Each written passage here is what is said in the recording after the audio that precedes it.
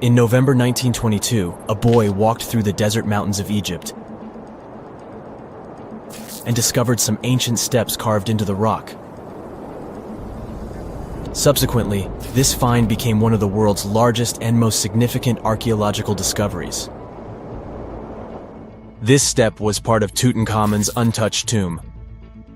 Archaeologists found about 5,000 ancient objects, including jewelry, fabrics, painted vases, and funeral masks.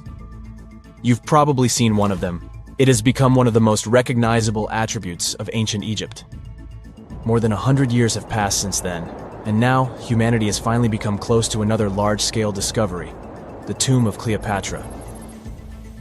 This queen was the last active ruler of the Ptolemaic Kingdom of Egypt, who sat on the throne from 51 to 30 BCE. There are many ancient records about Cleopatra, her reign, and her unusual personality, but until now, no one has discovered the secrets about her passing away in the burial place. So, one archaeologist, Dr. Kathleen Martinez, has been studying ancient records and temples around Alexandria for decades, and concluded that the tomb of the queen should be located under the ancient city of Taposiris Magna, founded in 280 BCE. It was a big city on the northern coast of Egypt, where tens of thousands of people were engaged in trade and industry, and it seems that Dr. Martinez's guesses turned out to be correct. She and a group of archaeologists have discovered a secret underground tunnel near Alexandria, with a length of about 0.8 miles. It was cut into the rock under Taposiris Magna's temple. During further excavations, they found many things that indicate Cleopatra's tomb lies in the tunnel's depths. It's also possible that she is buried there together with the Roman commander, Mark Antony. According to ancient records, Cleopatra and Mark Antony loved each other and together opposed the Roman Senate, which declared Antony a traitor. The fact that natural disasters have occurred on the territory of Taposiris Magna for thousands of years can complicate the excavations. Earthquakes and floods destroyed the city and possibly flooded its underground tunnels. But archaeologists hope the ancient tomb remains untouched, and that it hides many treasures and records about the royal life of ancient Egypt during the reign of the last dynasty. There's a chance that excavations will go underwater and in the mud. This will require much time and funding, but archaeologists are sure it's worth it. Anyway, it's too early to say that Cleopatra is really buried there, but scientists have found many things in the tunnel that confirm this, including clay pots, dozens of coins with the image of Cleopatra and Alexander the Great, as well as a bust with the image of the Egyptian queen. Cleopatra is still one of the most popular personalities in Egypt, on an equal footing with Ramesses III and Tutankhamun. She inspired many films, paintings, and books, but what made her so popular? She became famous for her inconsistency. She was a beautiful, intelligent ruler who pulled Egypt out of the crisis and made it a prosperous power. Medieval Arabic texts say she knew chemistry, mathematics, and philosophy, and may have written several scientific books. She knew several languages and had excellent diplomatic skills. At the same time, there are many legends that she was a femme fatale who drove many men crazy. However, there's no evidence that her beauty was incomparable. The image of a stunning model was created by Hollywood when it made several films where famous actresses performed the role of Cleopatra. And the Roman Emperor Octavian, the adopted son of Julius Caesar, specially created the image of Cleopatra as an insidious seductress because he was her enemy. Even though she was born in Egypt, Cleopatra wasn't an Egyptian. Her ancestors were Greeks, among whom was one of the generals of Alexander the Great. However, the people of Egypt loved her. She learned the language and was very sensitive to the traditions of this country. She knew the history, mentality, and customs of ancient Egypt well. She raised the level of its economy and strengthened its status as a world power. Much of this was made possible thanks to her cunning and impressiveness. She loved theatrical performances and lavish celebrations. She knew how to surprise people and put on a show. But behind the exterior image of a luxury lover was an intelligent and calculating ruler. Ancient Egypt was a rich, luxurious country, and Cleopatra did everything to increase its wealth and strengthen its position in the international arena. For example, she was once in conflict with her brother Ptolemy XIII. The queen knew that she wouldn't be able to resist him, so she decided to attract Julius Caesar to their side. The Roman emperor arrived in Alexandria, where Cleopatra wanted to meet him, but Ptolemy knew about her plans and was about to prevent her from coming to Caesar. Then, instead of a rich and noisy arrival, Cleopatra decided to make her visit inconspicuous. She wrapped herself in a carpet or linen bag the emperor's servants carried into Caesar's private chambers. Cleopatra emerged from the carpet and impressed the Roman emperor with her beauty and determination. As a result, they fell in love with each other and became close allies. After some time, she impressed another influential Roman for diplomatic purposes. She arrived to meet Mark Antony on a golden barge with purple sails and silver oars. Cleopatra was dressed in the image of Aphrodite and sat under a magnificent canopy. Her servants dressed like cupids and were blowing her fan and burning incense. But Cleopatra created such a show for a reason. She knew that Antony revered Greek mythology and considered himself the embodiment of Dionysus. As a result, he was so impressed with this woman that he ended up marrying her. Cleopatra defended her crown, strengthened her alliance with Rome, and bore Antony 3 children. In Egypt, they threw big parties and enjoyed wealth with power. However, the relationship of a high-ranking official with the Egyptian queen caused a scandal in Rome. Octavian was Antony's primary opponent in the struggle for power, so he exploited the situation to darken the competitor's reputation. He used propaganda to make Cleopatra an insidious seductress in the eyes of Roman citizens. He accused Antony of succumbing to her charms. The Roman Senate supported Octavian and declared Cleopatra an enemy. In 33 BCE, this conflict reached a high point when Antony's navy clashed with Octavian's fleet.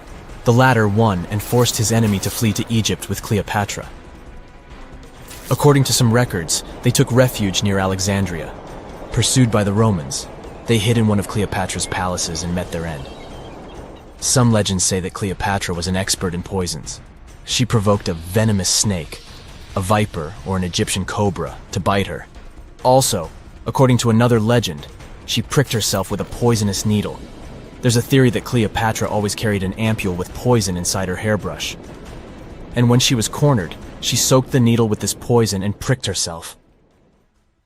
None of this can be said for sure. Scientists are still trying to find out the truth. Perhaps when they reach Cleopatra's tomb, the world will get more answers about her tragic fate. She is considered the last ruler of Egypt. After her passing, Octavian plundered her palaces and temples and returned to Rome, where he became the main emperor. He successfully ruled the country and expanded its borders. His reign ended when he turned 75. World history would have looked different if Cleopatra and Mark Antony hadn't lost that naval battle. By the way, did you know that more time has passed between Cleopatra's reign and Neil Armstrong's flight to the moon than between the reign of the Egyptian queen and the construction of the Great Pyramid of Giza? Armstrong took a step on the Earth satellite in 1969, 38 years after the birth of Cleopatra. And the construction of the pyramid took place in 2560 BCE. Imagine how long the history of ancient Egypt is. Cleopatra is closer to us in time than to the pyramids. Archaeologists have been studying Petra in Jordan for 200 years, and in 2024, they found something they had never seen before. It's a tomb with at least 12 complete human skeletons and artifacts that are over 2,000 years old right in front of the treasury. Bronze, iron, and ceramic items were placed with the deceased, which shows how people honored their loved ones when they passed away. It's a rare chance for scientists to learn more about the Nabateans, an ancient group of Arabian nomads who built Petra. The objects found in the tomb under Petra's treasury are in amazing condition, but the skeletons became fragile because it's damp inside the tomb. They plan to study the remains and extract DNA to see if the people in the tomb were related. While some scientists are solving tomb mysteries, others have trained AI to find new ancient sites for them. They've created an algorithm that works with a special type of satellite imagery. This technique uses radio waves that can peek under things like sand, soil, and even ice to find hidden objects. AI will help search a huge desert on the Arabian Peninsula called the Empty Quarter for archaeological treasures. The lead scientists of the experiment trained the algorithm to recognize hidden locations using data from a site they had found before. The new tech can discover buried structures within 20 inches, which is very precise. Another groundbreaking tech, lidar, which means light detection and ranging, helped archaeologists reveal new hidden cities all around the world. LiDAR can see big structures beneath layers of vegetation and map even subtle changes in ancient landscapes. They use it to scan large areas from a small plane flying over places that aren't so easy to study from the ground, like dense jungle. In 2024 alone, they found new Maya settlements in southern Mexico, gardens, roads, and rivers in Ecuador's Amazon rainforest, ancient ruins on the Pacific island of Tonga, and the remains of 2 medieval cities along the Silk Road route in Uzbekistan. Maybe some smart technology can also explain what Marge Simpson is doing on Earth in an ancient Egyptian tomb from 3,000 years ago.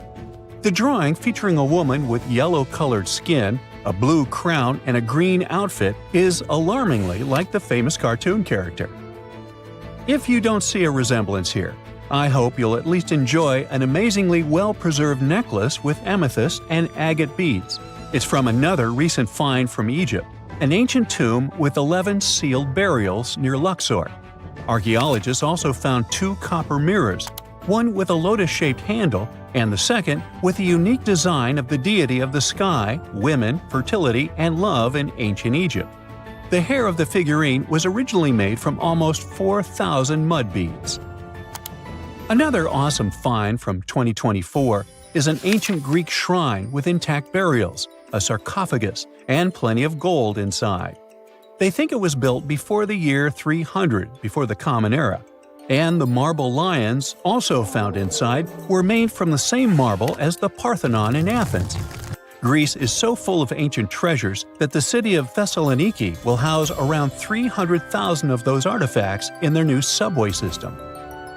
Meanwhile, archaeologists in France have found a monument unlike any other, and they can't figure out what it was used for. It's direct proof that people used to live here between the Neolithic and the early Iron Age periods. The coolest part is a monument made of 3 unique shapes that fit together like puzzle pieces. Some gravel found in the monument could mean there used to be a wooden fence called a palisade. People who built it probably used it for protection or decoration. The team studied the layers of soil around the monument to learn more about its origins. The only tools found so far were sharp flint stones, not the cartoon characters, which were used during the Neolithic period. The next step will be radiocarbon dating to figure out exactly how old the site is. Now, the oldest saddle ever found so far was found in the grave of a woman near the edge of the Taklamakan Desert in northwest China. This saddle is the oldest ever discovered. It was crafted from pieces of leather that were sewn together and stuffed with straw and animal hair to make it soft.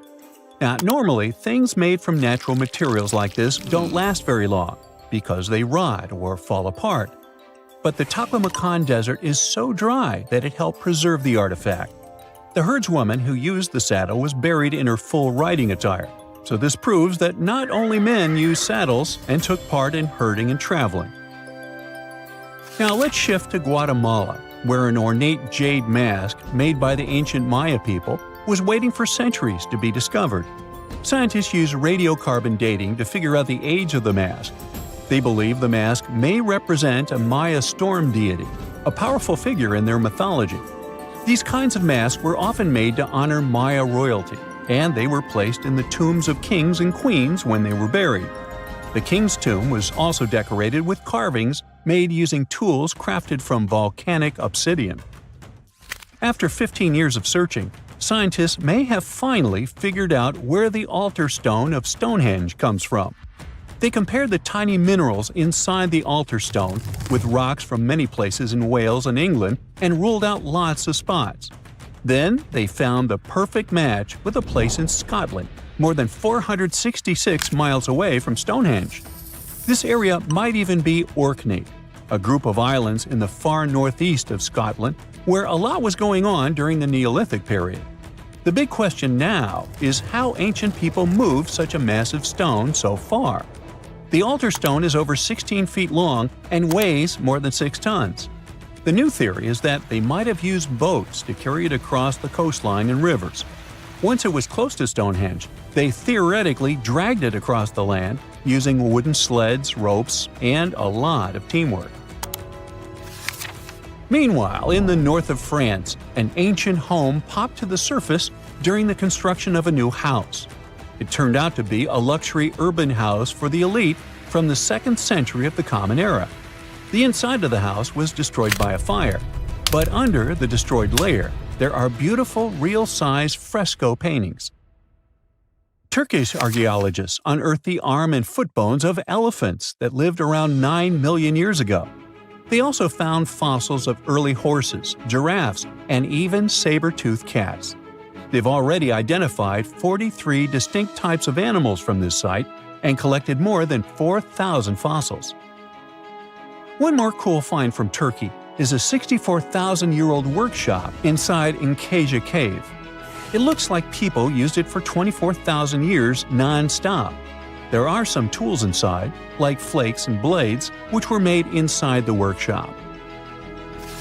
In eastern Turkey, a farmer accidentally found a 1,000-square-foot mosaic from the late Roman or early Byzantine period just beneath the dirt. Experts say it's a one-of-a-kind thing from this region and is still in one piece after all this time. The pattern shows dozens of trees, plants, and animals that were found in ancient Turkey. There could be more treasures in the area, so they plan to keep digging. Our final stop will be in Sicily, where archaeologists uncovered a huge ancient thermal complex. Inside, they found 2 rooms with floors covered in colorful mosaic designs, along with a large courtyard surrounded by arched wings.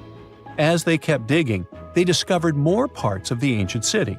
They found new roads and the remains of a huge complex, along with stretches of old stone walls that were part of the city's fortifications. These discoveries are helping scientists imagine what the city might have looked like during ancient times. No one knows for sure whether the bathhouse was built by the Greeks or the Romans, since both civilizations lived in Sicily long ago.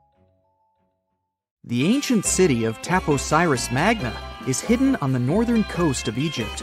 These days it has very little of its former glory, but what lies beneath it may hold the secret to uncovering a famous mystery, that of Cleopatra, the most memorable Egyptian queen in history. The recently discovered tunnel is also known as a geometric miracle for its time. Excavations have uncovered a 43-foot-long structure below the ground, which is partially submerged in water. Its shape and construction technique are similar to that of the Eupalinos Tunnel, another amazing ancient discovery. This one is located in Greece and was built by excavating simultaneously from 2 points, aiming to have them meet in the middle.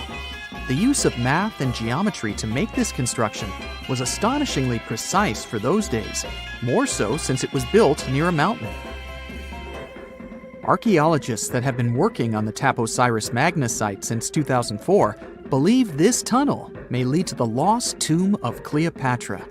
The clues they found so far seem to back up this theory. For starters, the city and its temple were built by one of Cleopatra's ancestors, Ptolemy II. All the architecture seems to indicate it was dedicated to the ancient spirit Osiris and his queen Isis. Throughout her reign, Cleopatra did try to associate herself with Isis, so it may be no surprise she chose this location as her final resting place. Scientists have yet to pinpoint Cleopatra's tomb, but research continues with the help of modern technology. To study this location better, archaeologists have even used a special device called ground-penetrating radar. This tool allows us to analyze what lies beneath the ground without being intrusive. Since this tunnel is so old, research needs to be done very delicately. Seeing pictures of what's underground before you start digging is incredibly useful and has been done here since 2011. Finally discovering Cleopatra's tomb may help us piece together her story, especially what might have happened during the last portion of her life, which is still surrounded by mystery. We still don't know the exact cause of her passing. Some believe she may have let herself be bitten by a poisonous Egyptian cobra. Others have suggested that she was well accustomed to toxic substances, even hiding some in her hairbrush in case she ever needed it. But that's not to say she chose to use it on herself. We do have a lot of other interesting information on Cleopatra that's equally as impressive, like the fact that she had a stylist. Most of the images you've seen depicting this famous queen show her wearing black eyeliner. This look was put together by Airas, a woman known to have been her personal beautician. She traced the long line from her eyes to her temples, a makeup technique still used today to enhance the eyes. Airas was an important figure throughout Cleopatra's life, known also as her confidant and close friend. There are even theories that suggest Airas was there by her side when she passed away. Despite her well-thought-out looks, Cleopatra wasn't as pretty as she's described. Or at least, that's what recent research has pointed out. Sure, if we look at movies and modern imagery, she's depicted as this incredibly beautiful woman with symmetrical and delicate features.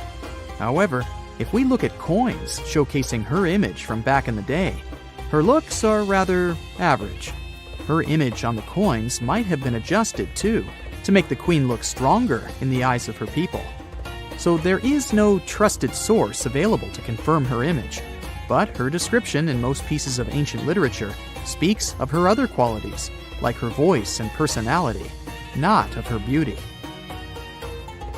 Cleopatra might have been the most famous Egyptian queen to this day, but she wasn't the first choice. She did have an older sister, Berenice, that was initially supposed to take the throne. Berenice passed away before she could do that, so Cleopatra took on the role and began investing in her education. She traveled throughout the country quite frequently, so she could become accustomed to her people and their needs. She was only 18 when the responsibilities were passed down to her, and immediately gained popularity because of her intelligence and education. Her taste in literature was quite good too.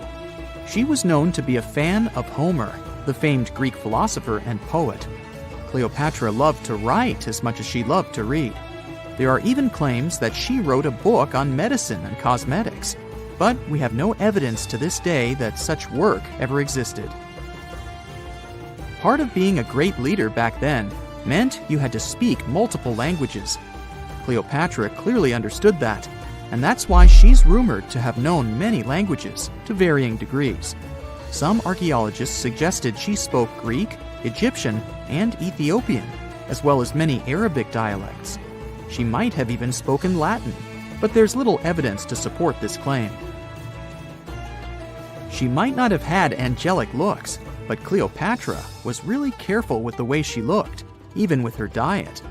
She was known to have enjoyed simple meals, including a variety of fish. Since she lived close to the Mediterranean Sea, it's really no surprise. As a treat, she liked to eat stuffed pigeons, which she also served to her guests. Other dishes on the menu included vegetables and fava bean soup. Fruits and nuts weren't missing from her diet either, and she was also a big fan of honey. Recently, a team of experts has even tried to recreate her famous perfume. Think of it like the ancient equivalent of Chanel No. 5. Cleopatra was known to be a fan of luxurious scents, which she believed could even influence how people treated her when they met. The basis of this scent is myrrh, a resin gathered from a local tree. Other ingredients added to the mixture were also found back in the day, like cardamom, olive oil, and cinnamon. The results may not be quite as delicate as the perfumes we know and use today. Its consistency was way thicker, and the scent lasted way longer. When she was at the height of her power, Cleopatra might have been the richest person in the world. Back in the day, she ruled over a territory that stretched across the Mediterranean, from modern-day Libya in the west through Egypt to Syria in the east. This is the largest territory ever ruled over by a woman. In today's currency, her worth might have been somewhere around $95 billion. The calendars we use today may have been introduced by Cleopatra herself. She presented the idea of leap years and leap days to Caesar, the Roman emperor she was known to have been close with. Taking her advice, Caesar made these adjustments part of the official Roman calendar. The ancient Egyptians already knew the year was longer than precisely 365 days. They discovered this by studying the brightest star in the sky, called Sirius, and concluded that a year is actually 365 and 1/4 days long. It was Elizabeth Taylor that famously introduced Cleopatra to pop culture when she played her in the 1963 film bearing the same name. Up until that point, it was the most expensive film ever made. It was originally supposed to cost somewhere around $2 million, but ended up costing a mind-boggling $44 million. That's mostly because of script and production issues. To make this iconic movie, producers created 79 sets from scratch, as well as over 26,000 costumes for the cast. Elizabeth Taylor's Cleopatra costumes alone cost somewhere around $200,000. Thankfully for the producers, the movie made headlines and was well received by critics, making it a box office success. A lot of people associate Cleopatra with another famous Egyptian ruler, King Tutankhamun, nicknamed King Tut. Surprisingly, apart from both of them being Egyptian pharaohs, they have nothing else in common. For starters, King Tut lived around 1,300 years before Cleopatra did, and there is also no connection regarding their ancestry. Cleopatra had Macedonian Greek roots, while King Tut was a native Egyptian. For more than 3,000 years, the gold mask of Pharaoh Tutankhamun stayed hidden in the Valley of the Kings. This artifact, which stands about 21 inches tall, shows how skilled and artistic the ancient Egyptians were. But nobody expected that X-rays would reveal its biggest secret. King Tut was the last ruler of his family during the 18th dynasty. He took the throne at just 9 years old, but ruled for only 10 years before he passed away unexpectedly. If we're being honest, back in ancient Egypt, he was mostly forgotten by the rulers who came after him. His tomb wasn't a big deal for them, so much so that even the grave robbers forgot about him. It might sound a bit sad, but the truth is that it was actually great news for us. Since his tomb was practically forgotten, it ended up being perfectly preserved. While the other tombs in the Valley of the Kings were looted, his remained sealed and untouched. So, when it was discovered back in 1922, it had over 5,000 precious objects inside. That made Tutankhamun basically an instant celebrity and one of the best-known pharaohs nowadays. Among the treasures was the most stunning piece, his golden mask. This mask is said to be an exact image of the king's face, or at least it was supposed to be, but we'll get to that later. The purpose of this accurate representation of his face was to make sure that his soul would recognize him in the afterlife and return to his mummified body. In ancient Egyptian beliefs, this would allow him to continue living in the afterlife. The details of the mask clearly looked incredibly difficult to create, but people didn't realize how complex it truly was until many years later. The first X-rays of the mask were taken in 1967. Back then, the main reason for these scans was practical – conservation. The mask was heading to Paris for an exhibition, and it was the first time it had ever left Paris. This would help them keep track of any changes during the exhibit. Plus, the images could give clues about how the mask was made, but back then, they probably didn't fully realize just how complex its construction was. I mean, Egyptian goldsmiths didn't use modern soldering techniques. So, how did they make this mask? New X-rays taken in 2007 gave us some answers. It turned out the Egyptians didn't use pure gold, which is 24 carats. The mask was actually made of 23-karat gold, meaning it was mixed with another material. So, specialists discovered that the gold sheets contained a small amount of copper, a reddish-brown metal. This was likely done to make the material more flexible and easier to shape. They would then shape the gold sheets by heating and hammering them over and over again. But there was one more secret inside the mask that wasn't discovered until 2015. The year before, the staff at Cairo's Egyptian Museum were working on the mask display when the long beard of the mask accidentally got knocked off. Another theory is that the beard had become loose over time and just fell off. Either way, The fact that King Tut's beard came off caused a lot of stress. After all, we're talking about one of Cairo's biggest tourist attractions, so the experts had to fix the problem quickly. The restoration process started with a detailed recording of the mask's condition. To do this, they had to take a full three-dimensional scan of the artifact, and, by accident, they found something very interesting in the mask. Inside the royal beard, there is a gold tube, an intriguing structure that the Egyptians likely used to attach the beard to the rest of the mask. And that proved, once again, that the process of making this mask was even more complex than experts thought. But the mysteries don't stop there. Remember how we mentioned that the mask was thought to perfectly represent King Tutankhamun's face? Well, that might not be entirely true.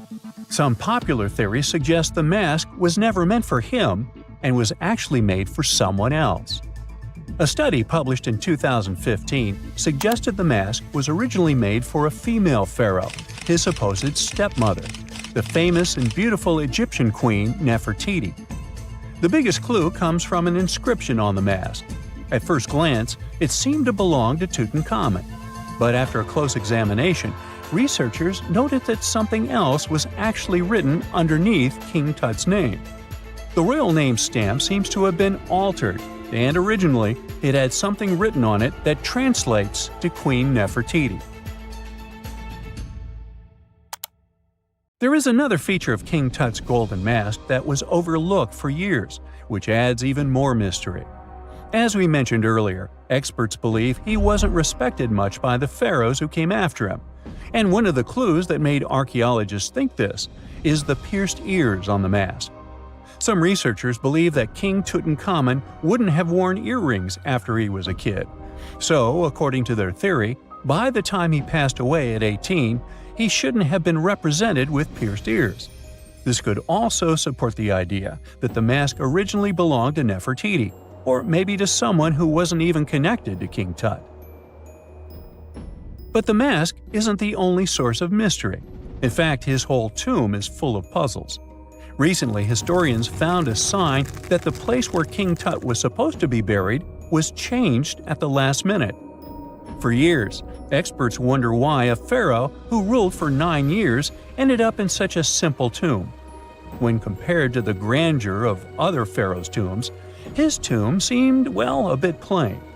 The idea that a king like Tutankhamun would have such an unremarkable resting place just doesn't match up with the power and importance he must have had in ancient Egypt. So, what happened? Well, apparently, this might have something to do with his successor, Pharaoh I. After King Tutankhamun passed away, researchers believe that I made sure to erase him from Egypt's history. So, one theory suggests that he was probably behind the quick decision to place King Tut's body in a smaller, less impressive tomb. When experts looked at I's own tomb, they found something interesting. There is a large wall covered in painted baboons. This is the same type of artwork found in Tutankhamun's tomb. It seems like the same person might have chosen the artwork for both tombs. Now, the design and decoration of the two tombs are almost identical, suggesting there was a shared hand behind both. But there is one key difference. I's tomb is fit for a king. It's much bigger and more impressive, even though the style and artwork are similar to what you see in Tutankhamun's tomb. So the theory suggests that I decided what went into both tombs. Since Tut passed away unexpectedly at a young age, his grand tomb wasn't finished in time. Normally, pharaohs start building their tombs while they're still alive to make sure everything is perfect. But Tut passed away when he was just 18, so there wasn't enough time. I may have taken advantage of the situation, ordering a smaller tomb for Tut and keeping a larger one for himself. Experts believe this theory explains why Tutankhamun's tomb is so simple and how I managed to wipe his memory from history so easily. But in the end, the story of King Tut's mask and tomb is full of mystery and intrigue. Each new discovery sheds more light on what really happened all those years ago. But one thing is for sure, the secrets of ancient Egypt still have much to reveal, and King Tutankhamun will continue to fascinate people for years to come. What is a boat doing in the middle of a desert? You would expect to find a seagoing vessel closer to shore. This is the question archaeologists had been asking for decades. In 1988, there was a storm near one of the most important archaeological sites in ancient Egypt. A wooden structure emerged from the sand. It was hollowed out by termites. Scientists were determined to solve its mystery. In 2000, they began excavating the site near Abydos, Ubidos. An American team of experts soon discovered a boat that was 70 feet long, and it wasn't alone. In total, there were 14 boats neatly resting next to each other. It was impossible to completely dig out the boats because of their poor condition. Luckily, the wood was preserved enough to get a sample. Analyses revealed that the boats were around 5,000 years old, the oldest fleet in human history to this date. The time of their construction predates the pyramids at Giza by half a millennium. Each ship of the fleet rested in a vault that matched its dimensions. The room was roughly a third of the size of a tennis court. It had mud brick walls that featured more than 120 drawings of boats. Ancient Egyptians incised them on whitewashed walls that were excellently preserved. Scientists have known about these mysterious chambers for well over a century. 1901, 1902. A British archaeologist, Arthur Weigel, stumbled upon a strange structure west of the River Nile. His team caught a glimpse of the interior walls. Sadly, a section of the roof collapsed, so they had to call off further exploration. Researchers abandoned the site, but its location remained on the maps. The boat's position first led scientists to think that they rested on a bank of the mighty Nile. But there was a problem with this theory. Today, the river flows almost 7 miles west of Abydos. Further studies of the surrounding terrain showed the Nile didn't change its course throughout history. Also, if the boats floated near a dock, they would be in unstable positions. The 14 vessels at Abydos were perfectly parallel to each other. There was only one conclusion possible. Someone had deliberately placed them like that. They must have gone through a lot of effort. Each boat had enough room for up to 30 rowers. These vessels could really float. They weren't models, but scholars still don't know if they actually sailed any body of water in ancient Egypt. This doesn't diminish the importance of the find. Previously, archaeologists found only small-scale models. In King Tut's tomb alone, there were 35 boat models. For a long time, these figurines were the only clues as to how ancient Egyptian vessels looked like. The boat's design confirms that they were the real deal. They are the earliest surviving examples of something called built boats. Ancient people constructed primitive vessels by hollowing out large tree trunks. The alternative was reed that was tied together to form a raft. The boats at Abydos had planks tied together. This was a major breakthrough in shipbuilding. During their lifetime, the boats must have seemed impressive. Timber was a valuable commodity at the time. There was no wood in the desert. Cedar had to be imported from Lebanon. The only person who could afford such luxury was the pharaoh.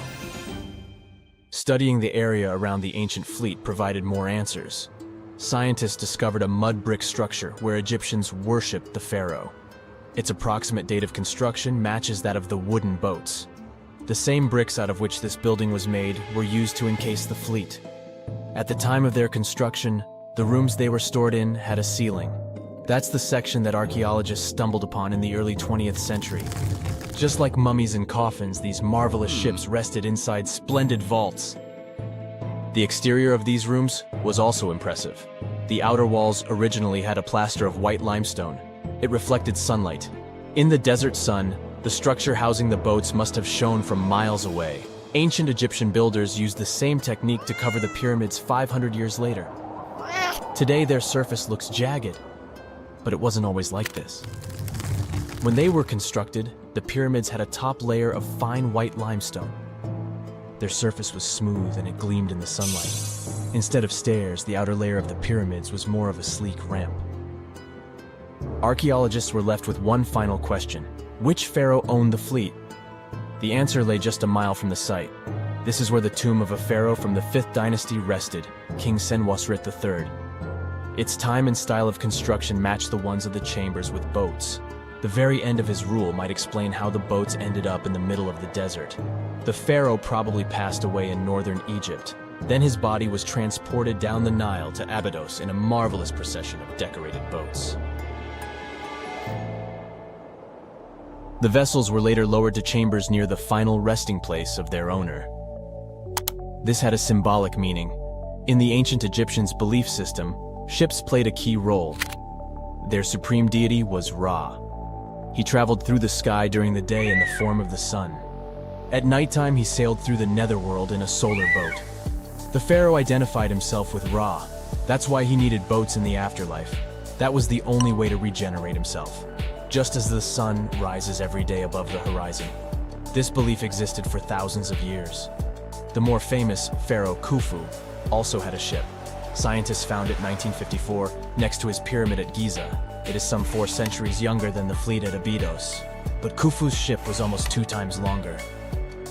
The Great Pyramid of Giza and King Tut's tomb are some of the most famous archaeological finds in Egypt. But there are many more secrets hiding beneath the endless sands of the Sahara Desert. Recently, 2020, archaeologists found a lost city there. They have labeled it as the most important discovery since King Tut's tomb, 1922. The city of Aten is some 3,000 years old. Historians hope it will give them a unique insight into the everyday life of ancient Egyptians. The famous archaeologist and Egyptologist Zahi Hawass proclaimed the site a lost golden city. Aten sits some 300 miles south of Egypt's capital, Cairo. It is close to the famous Valley of the Kings. Archaeologists first found sections of mud brick walls that spread out in all directions.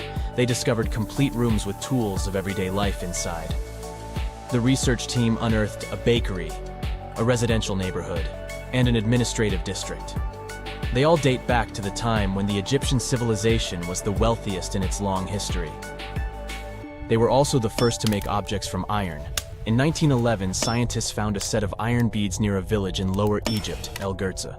These are the earliest known iron artifacts. The discovery is literally out of this world. Ancient people made them by beating into shape a piece of a meteorite.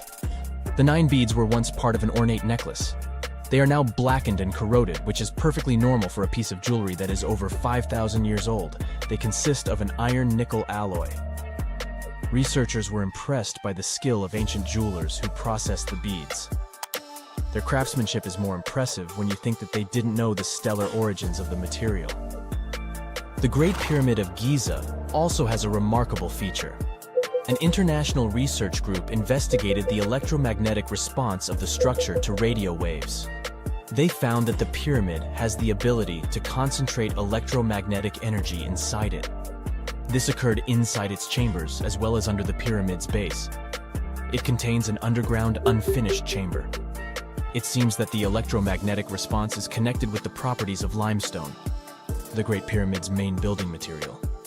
The research results might have a practical application. The way solar cells and nanosensors function could be improved by this remarkable find. It's nighttime, and you're about to walk inside Pharaoh Tutankhamun's final resting place. You know, King Tut. You don't have a torch, but at least you came with a flashlight. You walk down several flights of stairs and observe how the walls are carved in hieroglyphics and what looks like a spell. Those who take anything from this place will be doomed for life, the spell says. Even if you don't really believe it, this scares you a little bit. You find a huge stone door. Is it a trap? You manage to open it, but oh no, it's only an empty chamber. You check your map. It seems like you're heading in the right direction. After what feels like hours, you realize you must be trapped inside a labyrinth. You try to retrace your steps, but you can't find the door where you came in from anymore. That's it, you think to yourself. You've fallen for the Pharaoh's trap. What's worse, you didn't bring a lunch. Okay, so we've all seen Hollywood movies where the main character is exploring ancient ruins and faces some seriously dangerous traps, right? We've been told Egyptian royalty protected their final resting places with venomous scorpions and snakes, sliding doors that will trap you for life, and giant rolling boulders that will crush anyone on their paths. The thing is, were these traps truly real? Well, I regret to be the one to break it to you, but this is all fiction. These elaborate traps were too technologically advanced for ancient civilizations to pull off. That is not to say, however, that there weren't any traps at all. Ancient civilizations, like the Egyptians and the Mayans, are known for their practice of building entire monuments dedicated to the ones who had passed away. These structures would often reflect the position of person occupied in society. So, for the really important people, the VIPs of their times, massive monuments were built to host their bodies long after they were gone. Some of these civilizations believed that a person's life would continue on the other side of the veil. For that reason, a person would be buried together with the belongings of their current life. If they had a lot of money and power and stuff, that meant their resting places would be filled with riches and gold. Now imagine if you lived in ancient Egypt and you knew exactly where all the pharaohs' tombs were located and had heard rumors of the amount of wealth kept in these places. Maybe you would be tempted to go check it out, right? We're talking about large rooms filled from floor to ceiling with golden artifacts, jewels, and even money. I mean, it does sound tempting. And since there weren't any security guards protecting the entrance of these places, Egyptians needed to get creative as to how they would protect these riches. These old civilizations found some traps to be useful. A recurring one was building empty rooms inside the monument to confuse a burglar. Now, let's take a look at Amenhotep III's final resting place as an example. It was built in the city of Luxor, in a spot also known as the Western Valley of the Kings. Two French engineers originally discovered the monument between 1905 and 1914 CE. The structure is huge and has more than 10 chambers, connected by long corridors and steep stairways. The King's Chamber is the most hidden one, and for an outsider to try and find it, they will probably enter a lot of empty rooms beforehand. Other pharaohs tried to protect their riches by commissioning monuments with false doors concealing pits that were up to 20 feet deep. This way, an unwarned and unwanted visitor would be surprised by the deep hole on their way to the king's resting chamber. Alongside false doors, pharaohs made sure to build labyrinth-style corridors and false walls. This way, robbers could take hours or days before they found the king's real chamber.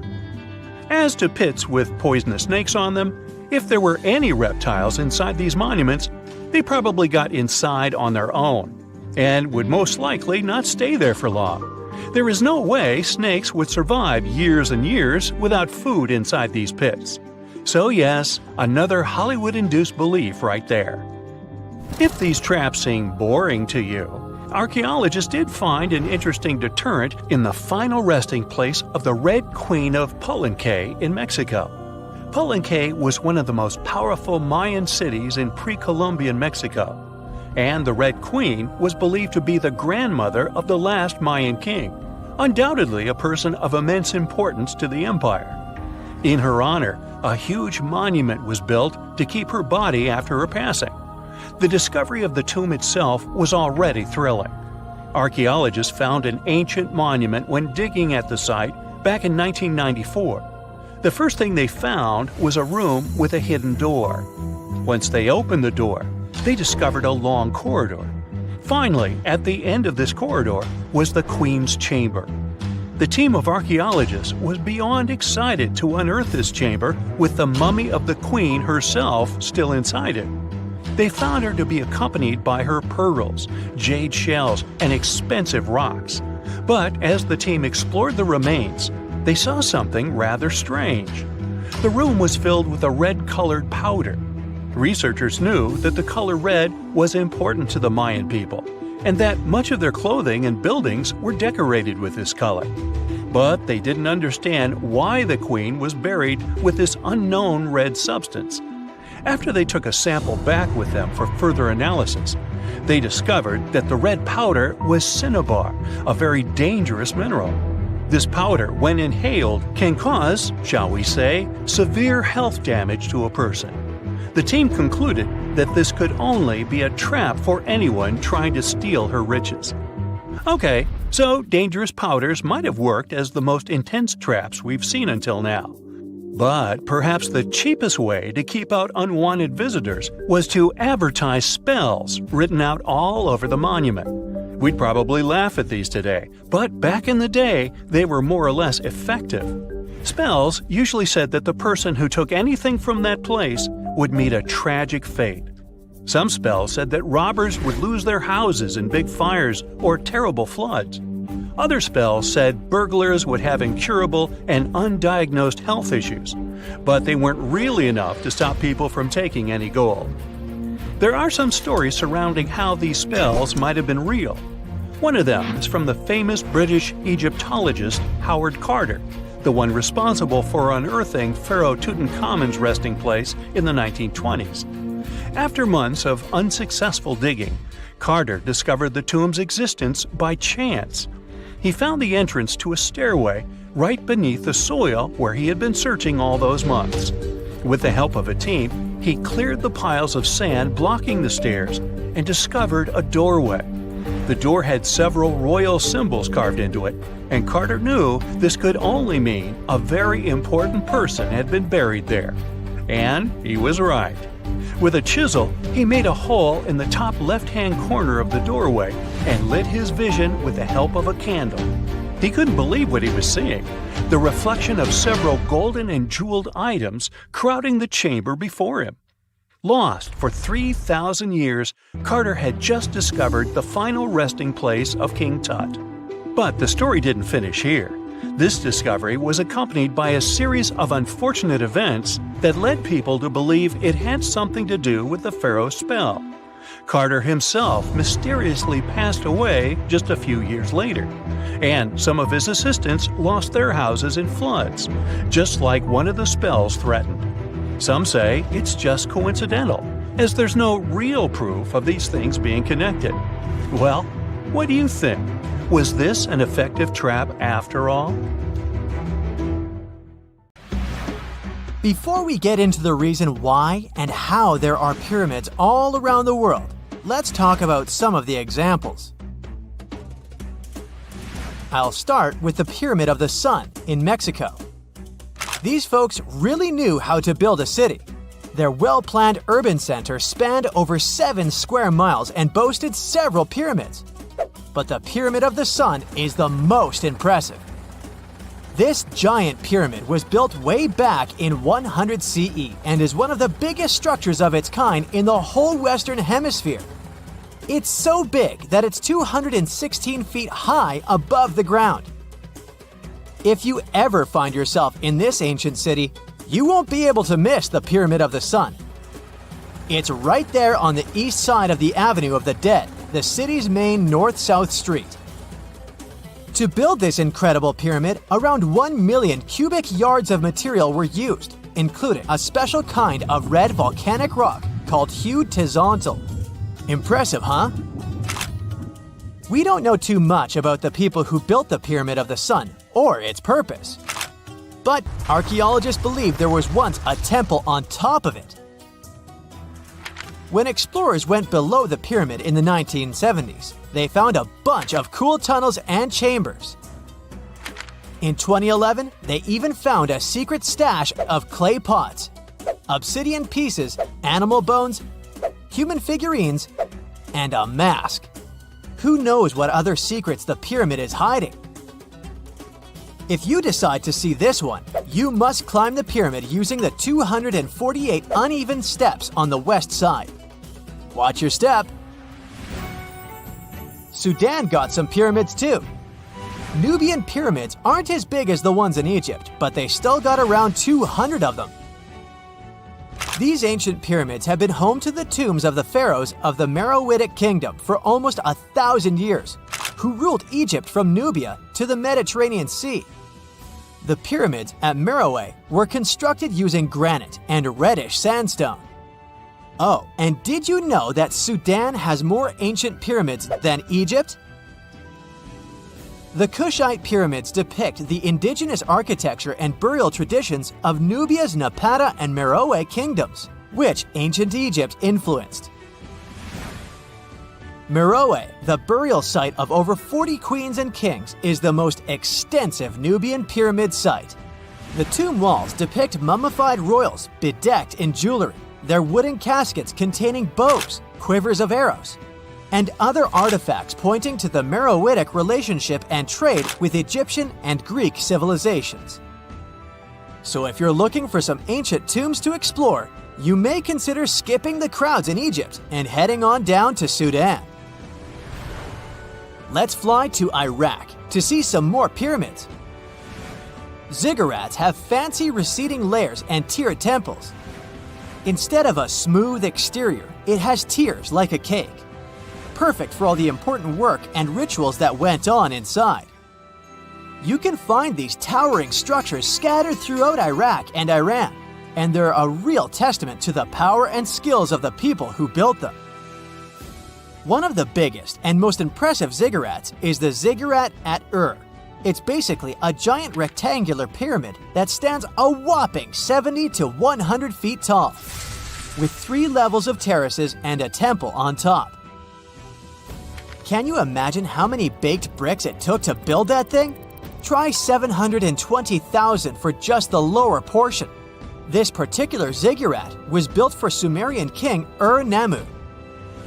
Similar to other ones, this pyramid has been around for thousands of years, so it got a little rough around the edges. Thankfully, the Babylonian king Nebuchadnezzar II and some archaeologists came to the rescue in the 6th and 20th centuries respectively, and now you can find this near Talil Air Base. The ziggurat at Ur was built in 2100 BCE by King Ur-Nammu for the moon deity Nana. It was the tallest building in the city, and you could see it from miles around. It was like the medieval cathedral spire of its day. People would come here to bring their agricultural surplus and get their food allotments and seek spiritual nourishment.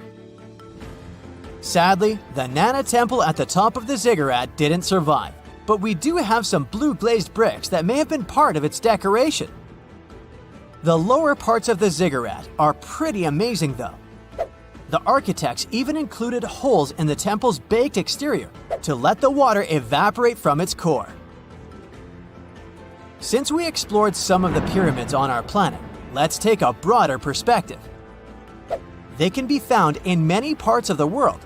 Egypt has over 100 pyramids, double that number in Sudan, and dozens of others are scattered in the Middle East and China. The Americas have the most pyramids in total, with more pyramids than the rest of the world combined. These pyramids are located in Mexico, Guatemala, Honduras, and El Salvador. Time to know more about the evolution of pyramids through history. The oldest pyramid is in Egypt. This pyramid was a step pyramid, which was created by placing one layer of stone on top of another. The pharaoh Sneferu is credited with creating the pyramid shape we recognize today. During his 45-year reign, he built 3 pyramids. His first 2 attempts failed, but he finally got it right with the Red Pyramid, which is considered the first true pyramid. It was Sneferu's son, Khufu, who built the Great Pyramid of Giza, which was the tallest human-made structure on Earth for almost 4,000 years. Latin American pyramids are similar to early Egyptian step pyramids, but they were built independently, with no knowledge of each other. The pyramids in Sudan were built around 700 BCE and are tall, but much narrower than those in Egypt. How in the world did all these civilizations build these things without even texting each other? After all, the Aztecs, Mayans, and ancient Egyptians were about as different as possible. But despite their cultural differences, they all seem to agree on one thing. Pyramids were pretty cool. Step pyramids are all around the world because they were the most feasible and stable way to build large and tall structures without access to lighter building materials like wood and metal. The triangular form with a square base is the best way to build a sturdy structure, and having a cube structure would require more material for less height. Now, when it comes to pyramid design, the Egyptian pyramids were like giant triangles with a square base, smooth sides, and a pointy top. On the other hand, the Aztecs and Mayans went for a tiered cake look, with steps leading up to a flat platform on top. So, while all these pyramids share the same basic shape, they have their own unique flair. Each group built its pyramids using different materials, techniques, and slope angles. So while they may have been inspired by each other's work occasionally, they were just doing their own thing. Egyptian pyramids had smooth, angled sides that were designed to help the pharaoh's soul ascend to heaven. The Pyramid of the Sun was built over a series of caves that served as a passageway for the deities. The Maya built the temple of Kukulkan in Chichen Itza to honor the deity Kukulkan, usually represented by a serpent. Nicknamed El Castillo, it has 91 steps on each side, plus a platform. That's 365 steps, one for each day of the Mayan calendar. Tell me, Brightsiders, how were pyramids built? To begin with, humans made them, not a foreign race from space that landed on Earth. You see, one thing that all pyramids have in common is that they were built without advanced tools or even the wheel. It took a lot of people to build them, including skilled laborers and architects. For example, it's estimated that 20,000 people built the Great Pyramid of Giza, and it's believed that most of them were skilled laborers. Building pyramids was a massive undertaking that required years of planning and effort. The Great Pyramid at Cholula, Mexico, took 600 years to complete. When you think of an epic desert scene with blazing sun, endless dunes, and those magical little oases, you probably picture the legendary Sahara, right? But what if I tell you that 11,000 years ago, this vast expanse of hot sand looked totally different than it does today? Yeah, I don't know, I wasn't around then. But I'm told that back then, what we now call a desert was a lush paradise, brimming with lakes, rivers, grassy plains, and even woodsy forests. So, where did all this water go? There are many stories about the distant past of our planet when deserts were covered with jungles and forests. And then something happened, like changing climates or colossal earthquakes, and it all turned green lands into dunes. But how about a theory that Sahara became a desert because of humans and goats? The Sahara has seen its fair share of wet and dry drama throughout the ages, mostly thanks to little shifts in Earth's orbital tilt, causing variations in how much solar radiation hits the atmosphere. There were even times called the African humid periods, when the rain would pour in and transform the dry landscape into a bright green haven. But between 8,000 and 4,500 years ago, something really funky happened to this region. Certain areas went from humid to dry way too fast to explain it by just orbital changes. In the blink of an eye, the lush Sahara turned into the Sahara we know today. Now, if you ask scientists why it happened, they will tell you, oh, it's just poor parameterization of the data. Bet you didn't get it, did you? What? Well, right, let me translate it from scientific to common human. It means they really don't know the answer themselves, and they got a bunch of missing puzzle pieces. But as scientists sifted through ancient dirt and pollen samples, they spotted a quirky trend. Wherever there were pastoralists, also known as humans with their domesticated animals, the plant life seemed to shift.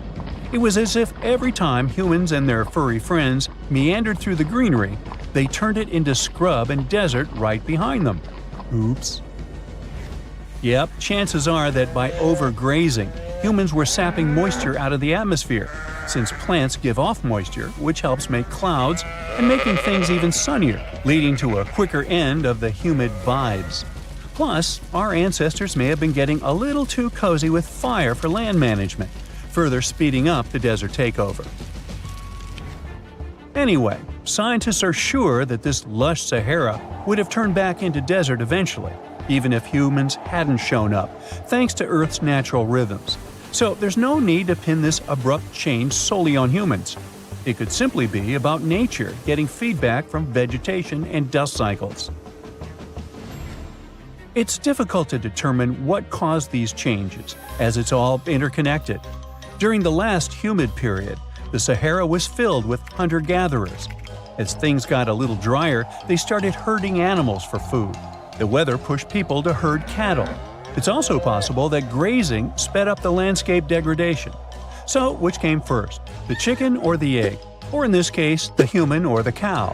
It's tough to tell with the evidence we have now. Now today, it's safe to say that water is no longer that big of a problem in the Sahara, even though it's a huge desert and the times of lush forests there are long gone. But technology's got us covered. For example, the Nubian Sandstone Aquifer System, the biggest underground water stash on the planet. It's nestled beneath the Sahara Desert's eastern edge and stretches across 4 northeastern African countries – Sudan, Chad, Libya, and Egypt, covering a whopping 770,000 square miles and holding around 36,000 square miles of groundwater. Just look at the pipes transported when it was being built. It's the world's largest irrigation project. No wonder it's feasible to thrive in the Sahara today.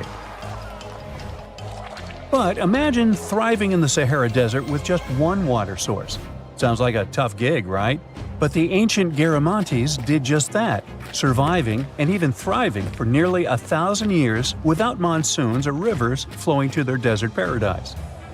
These clever folks were the trendsetters of urban life in the sands, and even the Romans couldn't help but notice their genius. While many thought they were just desert-dwelling savages, the Garamantes were busy building an empire in one of the toughest climates on Earth. But how did they do that? Well, they got crafty and dug a whole bunch of underground tunnels to tap into a massive sandstone aquifer. They were literally squeezing every drop of life from under the dunes. But recently, research showed that the Garamantes weren't just hardworking, they were pretty lucky too.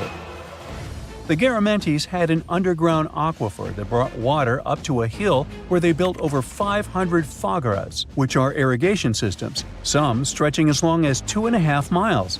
It was like sipping water through a straw, which let them irrigate their crops for nearly a century, especially since even a little rain would help recharge the system. But eventually, due to rain insufficiency, the aquifer ran low, and reaching it again would have meant digging more tunnels and relying on more people.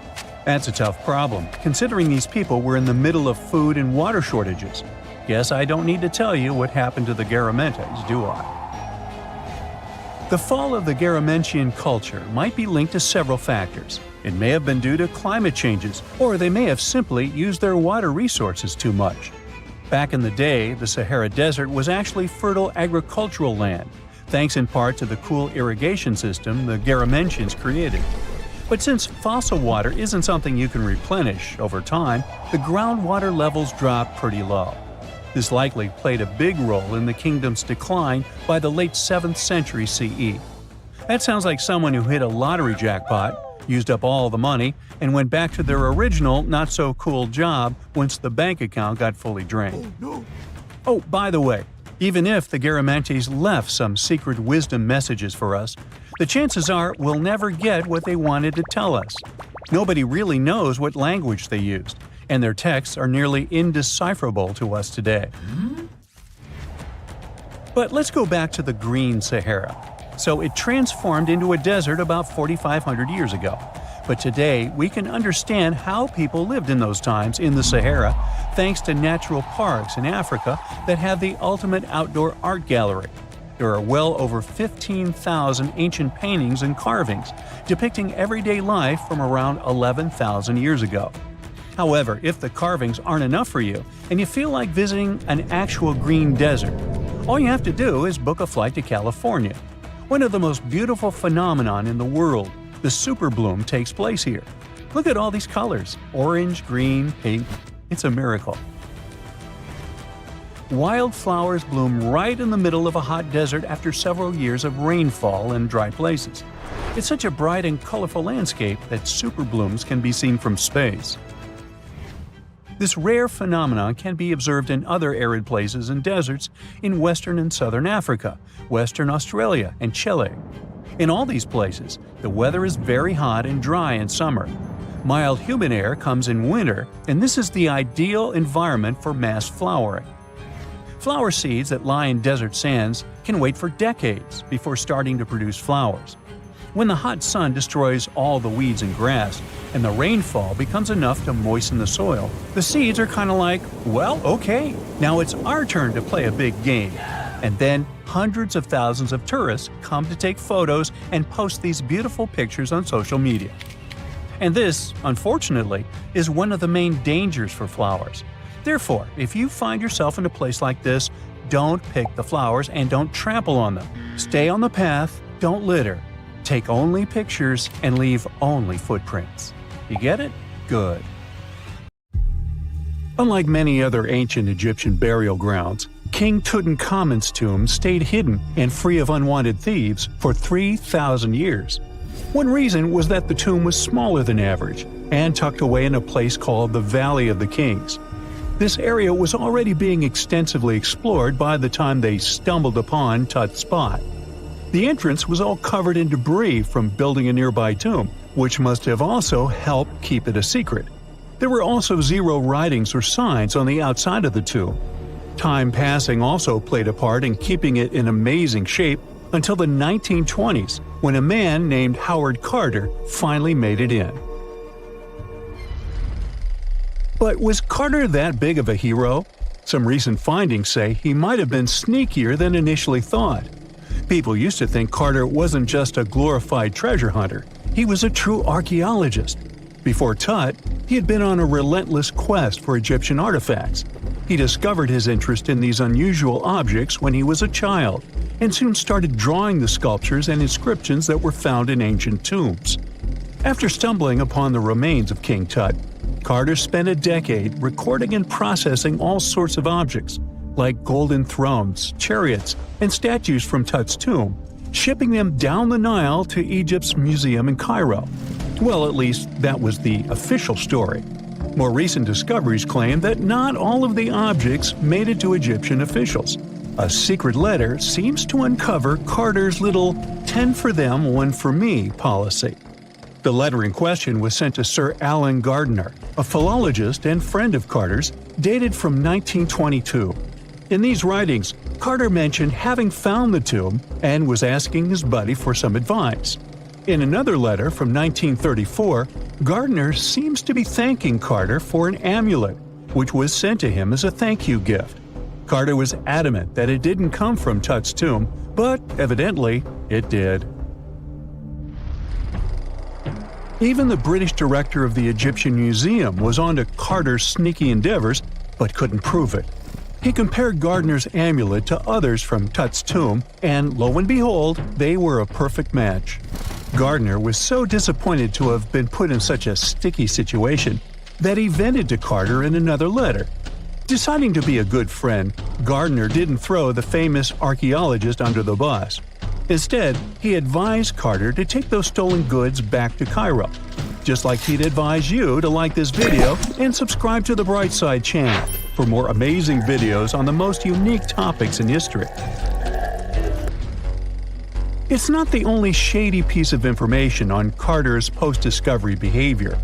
In 1947, a man named Alfred Lucas, who used to work with a controversial archaeologist, gave some information in an obscure journal in Cairo.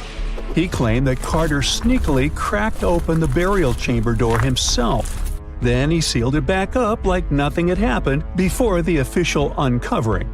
Now, why would he do that? Well, the same theory suggests that Carter and his crew might have entered the tomb early so they could get their hands on some ancient goodies. Obviously, these people couldn't risk having such objects sold while they were still alive, but made sure they were auctioned off after they passed. Carter, though, never confessed to anything. He made no official denial either, but the Egyptian government couldn't risk any more mysterious disappearances, so they prohibited him from entering the tomb for a while. Some have connected this apparent stealing to the curse of King Tut. If you've never heard of it, know that it became quite the scary tale soon after King Tutankhamun's resting place was uncovered. It claimed that anyone messing with the tomb of the boy pharaoh would face some serious bad luck. It's not all dramatic like a mummy going on an aggressive spree, but word got out that the people involved in disturbing King Tut's lair met some mysterious, untimely ends. The main untimely passing related to this supposed curse is that of George Herbert, the 5th Earl of Carnarvon. He was this British aristocrat who helped fund the search for the tomb. He passed away just a year after the tomb was opened. Now, people love to call it mysterious, But it turns out that Herbert was already in pretty bad shape health-wise when he got to Cairo, and he ended up getting taken down by a regular disease. Now, let's talk numbers.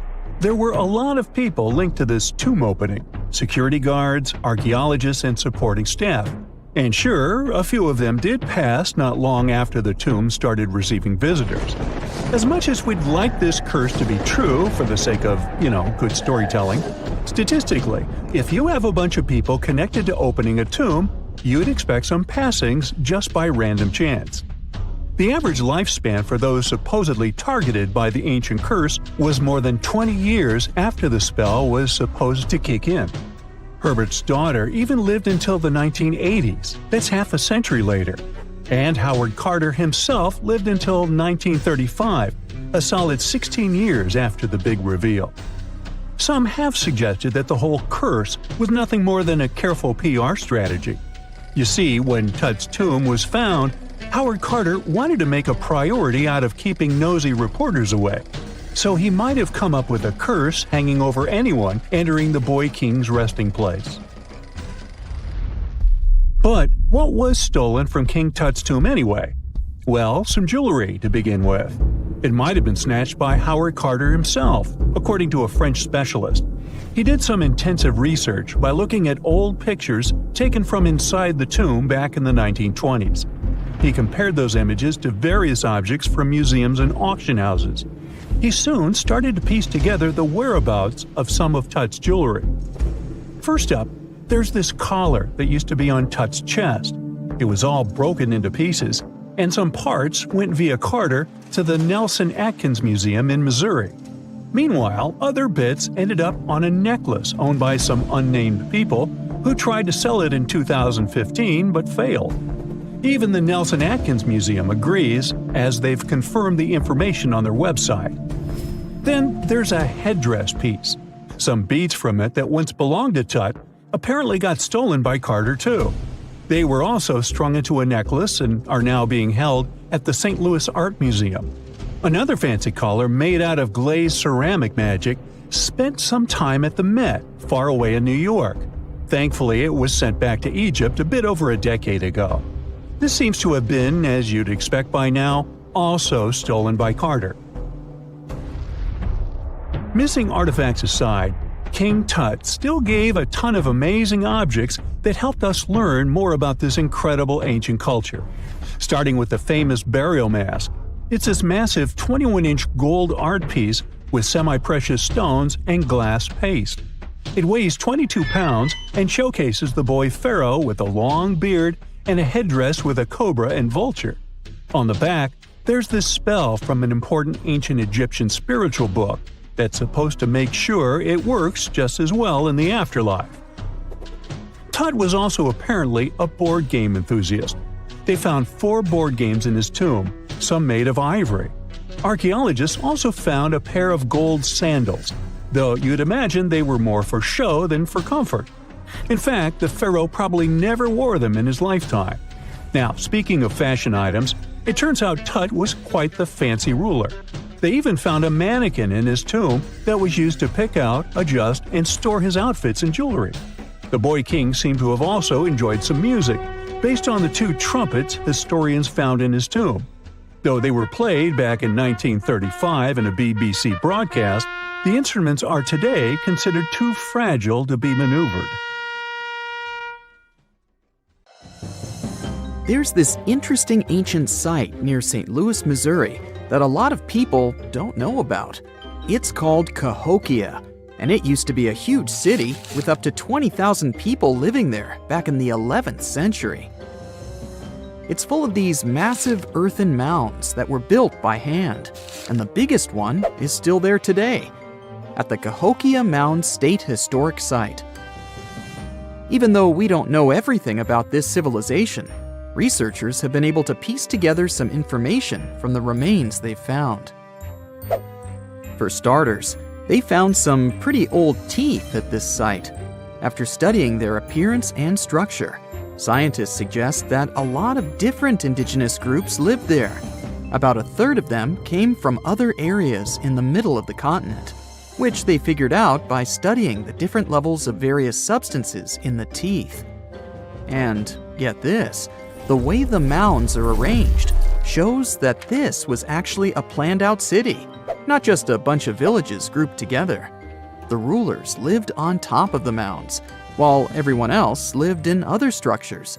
It's amazing to think that they were doing things like farming, hunting, logging, pottery, and weaving, all within this one giant city. Right in the middle of Cahokia, there was this giant mound that was about 100 feet tall. And around it, there was this huge wooden fence. Inside the fence was the city center, which had a big open space called a plaza. Archaeologists think that the plaza was designed to represent the 4 cardinal directions of the world. It was like the people who built it wanted to create a place that was in harmony with the universe. The center of the city was where they held ceremonies and events, and it was such a big deal that people from outside Cahokia would come to be a part of them too. What became of this city? Hard to tell. Some people think that the reason it fell apart is that they cut down too many trees and the land got all messed up. Other scientists believe that's not true because the soil was still in pretty good shape after the city was gone. The Europeans were not even around at that time, so they couldn't have influenced the downfall of Cahokia either. There's also one theory that suggests there were fights with other communities that caused the city to collapse.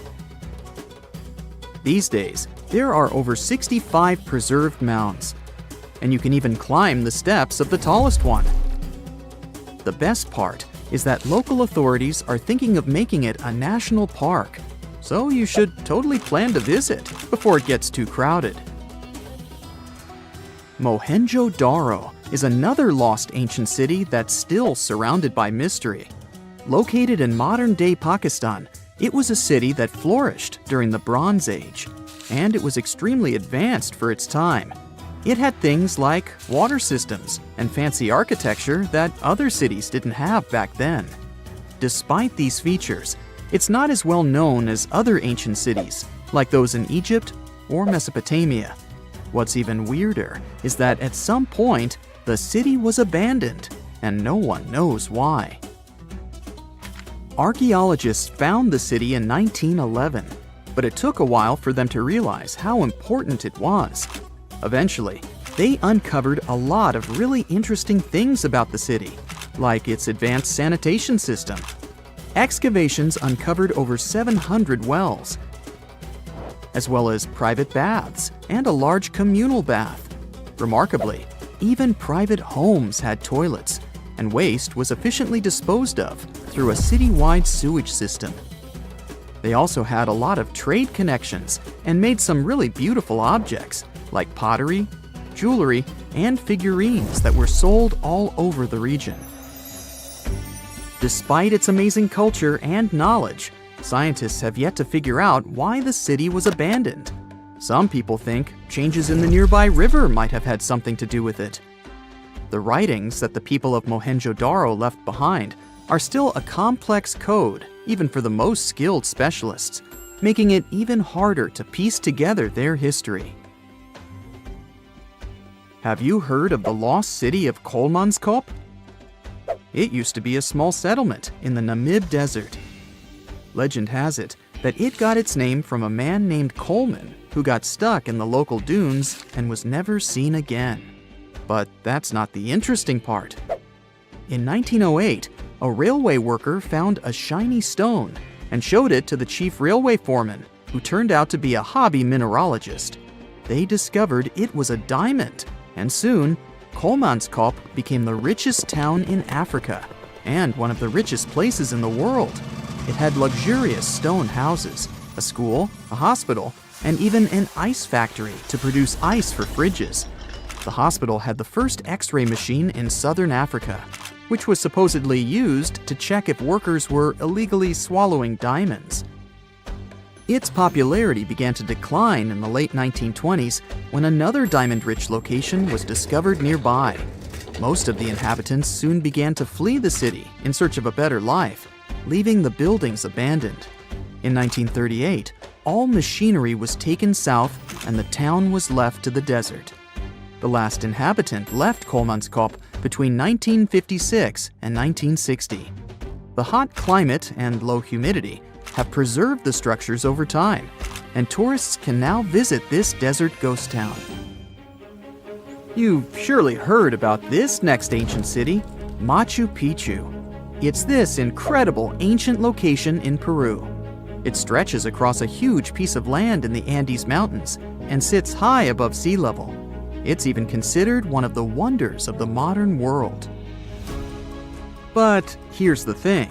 Scientists aren't exactly sure what it was used for. It could have supported up to 750 people, but there aren't a lot of human clues left behind. Some people think it was more of a spiritual or ceremonial place, while others believe it may have been like a fancy spa retreat for the nobles. The extensive terraces might mean it was used for crop testing or as a trading hub. And there's even a theory that it was used as a prison because they found a cell-like area too.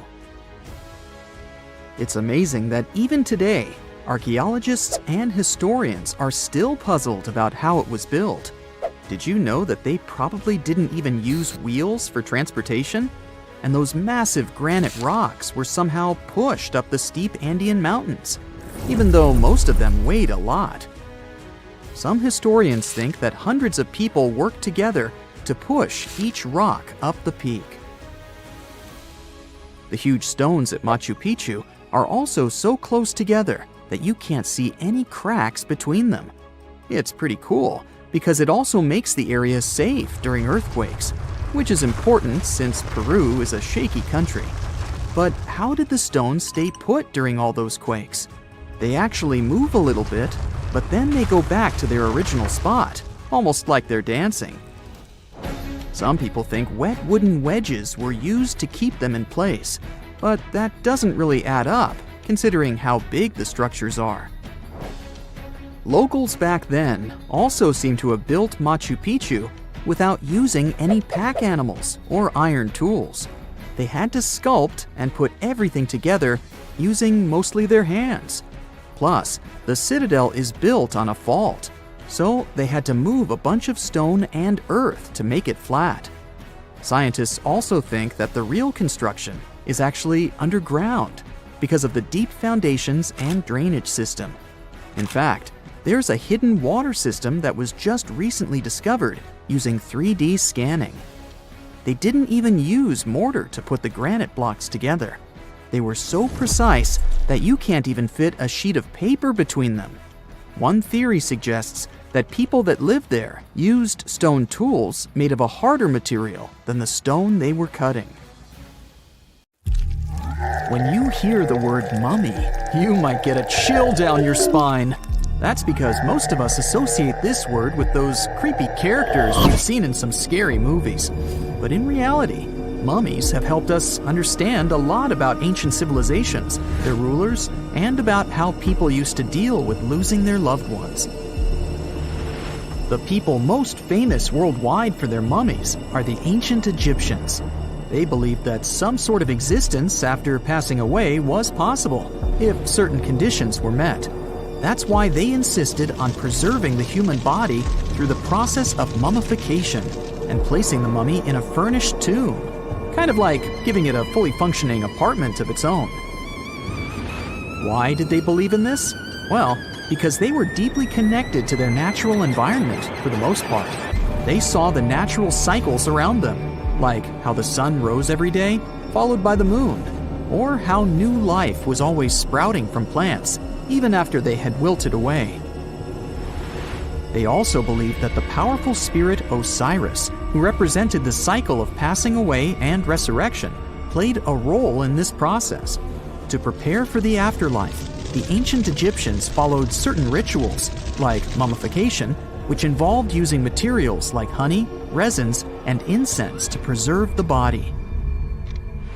There's no other mummy more popular than that of King Tut. He was a young pharaoh who ruled over 3,000 years ago in Egypt. The problem with discovering ancient royal tombs is that most of such burial sites were previously robbed. People knew ancient rulers had been left with many valuable belongings, so those locations became vulnerable to thieves. When King Tut's tomb was opened in 1922, people were excited because it had not been robbed, like many other previously discovered royal tombs. That's how well hidden it was. Inside, his mummy was encapsulated in a total of 3 coffins, including one made of gold. The objects found in his tomb showed us what ancient Egypt was like, and studying his mummy also helped us learn about the culture and practices popular at the time when he passed away. We also learned about his family by looking at his DNA. Scientists were able to discover that he had had a disease called malaria and a problem with his foot that might have made it hard for him to walk. Ramses II was another pharaoh in Egypt who ruled for 68 years, which was quite a lot back in the day. He was known for his expansion campaigns and building projects. Many objects from his time as a ruler still exist today, including a large statue of him. Ramses II was about 6 feet tall and lived to be about 90 years old. After looking at his mummy, scientists concluded that he may have had a medical condition that affected his spine. Now, remember those thieves I mentioned before? They are probably the reason why Ramses II ended up in a plain coffin in a secret collection of royal mummies at Deir al-Bahari, which was rediscovered in 1881. Thankfully, archaeologists were able to identify him because his journeys had been recorded on his wrappings. The process was really tedious too. In fact, in ancient Egypt, the mummification process could take a staggering 70 days to complete. A special person would say a very specific speech while delicately handling the body and drying it out using a type of salt called natron. They also used linen and resin to make the body look more lifelike and to wrap it in cloth. The tomb was equally as important for ancient Egyptians.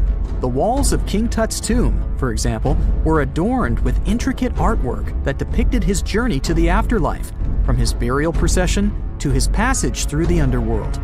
The ancient Egyptians believed that everyone made this journey after passing away, and they filled their tombs with items and paintings to help the person in their spiritual travels. Additionally, the walls of the tomb were decorated with spells from a special book, which contained a collection of poems that the Egyptians believed would help people reach the afterlife. And speaking of how important this journey was, people also placed food in these ancient tombs. In King Tut's tomb, archaeologists discovered 36 jars of vintage beverages and 8 baskets of fruit, which were believed to be left there to help him in his journey to the afterlife. The Egyptians believed that traveling to the afterlife took a really long time, so they left a lot of supplies, such as food and water, to sustain their loved ones. Pharaohs also generally had numerous luxurious garments and beautiful jewelry in their tombs to ensure that they would have a fashionable journey. These items included various types of linen clothing, such as tunics, scarves, gloves, and headdresses, as well as a lot of gold jewelry with precious stones, like bracelets, buckles, pendants, necklaces, rings, and even precious depictions of insects for protection. Some were also deposited with fans made from ivory and ostrich feathers to keep them cool in the afterlife. Some ancient rulers were even placed in their forever apartments along with boats. For example, Pharaoh Khufu built the Great Pyramid at Giza as his tomb, and a large ship was found inside. King Tut, however, was buried with multiple boat paddles, but no actual boat. Instead, he had 3 chariots and numerous walking sticks made of precious materials, perhaps indicating he'd rather travel to the beyond by land, not by water. Amongst the most interesting objects found near ancient mummies are bottles of oils and perfumes. If rulers were supposed to be fashionable, why not smell nice too, right? Also, some of them had some ancient kinds of board games, most of them made out of precious materials like gold or ivory. One of those games was called Senet. It was very popular amongst the ancient Egyptians and very similar to modern-day chess. The ancient Egyptians may have the most famous mummies out there, but they weren't the first to invent the procedure. In fact, It all started in South America with an ancient civilization named the Chinchorro. As far as we know today, these people were the first to mummify their loved ones that had passed away. They did it somewhere around 2,000 years before the Egyptians started their own rituals. Sure, we can tell a lot about ancient rulers by studying these mummies, but until recently, we had no idea what they really looked like during their lifetime. Not so long ago, though, some very special mummy paintings were found by archaeologists studying ancient Egyptian objects. These mummy portraits are highly detailed paintings of individuals that were made while they were still alive. Such paintings were often painted on wood, as opposed to the classical portraits we all know about, which are painted on canvas. They are known for their realism and beauty, and have even been used by researchers to diagnose diseases by comparing them to the corresponding mummies. Some of these portraits also include depictions of jewelry, which was later found on the mummies. The recent discovery of these mummy portraits in Central Egypt is significant, as it marks the first time in over a century that such paintings have been found. Mummies appeared all around the world naturally, too. Mummification can occur without people intervening because of natural conditions, like extremely cold or hot environments, places with a lack of oxygen, or accidental exposure to chemicals that preserve the body. These conditions don't allow bacteria to grow, resulting in the body remaining more or less intact. Famous Otzi was one of these mummies. We know today he was a man who lived around 5,000 years ago in Europe. But upon his discovery in the Alps in 1991, Austrian authorities initially believed that he was a modern mountaineer because of how well preserved the body was. However, after the Iceman was removed from the glacier, it was determined that he was actually from the Copper Age. Big news! Santa is real, and he looks like this. I know it's not exactly how we pictured the jolly old guy, but a recently discovered tomb might just be the proof we've been waiting for to show that St. Nicholas was real and Turkish. Turns out, he wasn't a North Pole native, but a kind-hearted bishop from the 4th century, famous for giving gifts to everyone. The legend says he was a wealthy man born in the ancient city of Petra, modern-day Turkey, who traveled to the countryside to help the poor and the sick. For centuries, though, people couldn't be sure he actually existed. Some historical sources say he was buried in Myra, which is now called Demre, Turkey. Since the 80s, archaeologists have been digging around this area, trying to prove it. And now, their Christmas miracle has finally come true. After digging 6 feet deep in an annex of St. Nicholas's church, they uncovered a mysterious limestone tomb, about 2 meters long. While they're pretty sure this is St. Nick's final resting place, they're still searching for an inscription to confirm its exact age. Now, if we're talking about the fictional Santa Claus, legend says his home is in Lapland, Finland. Back in 2018, archaeologists made an interesting discovery that could finally prove that Santa was real. They were digging at a site called Tiny Aro when they stumbled upon about 200 burial pits. But when they looked inside, there was definitely no sign of Santa. Actually, there were no human skeletons at all, just a bunch of things like pottery and animal bones. So no one really knows what this place was. That was the complete opposite of what happened with a group of archaeologists working in the ancient city of Petra, Jordan. Since 2003, there have been rumors about hidden chambers beneath the famous monument called Al-Khazneh, also known as the Treasury. 21 years later, a team finally decided to dig and uncovered an intact tomb. Inside, they found at least 12 human skeletons and artifacts, estimated to be over 2,000 years old.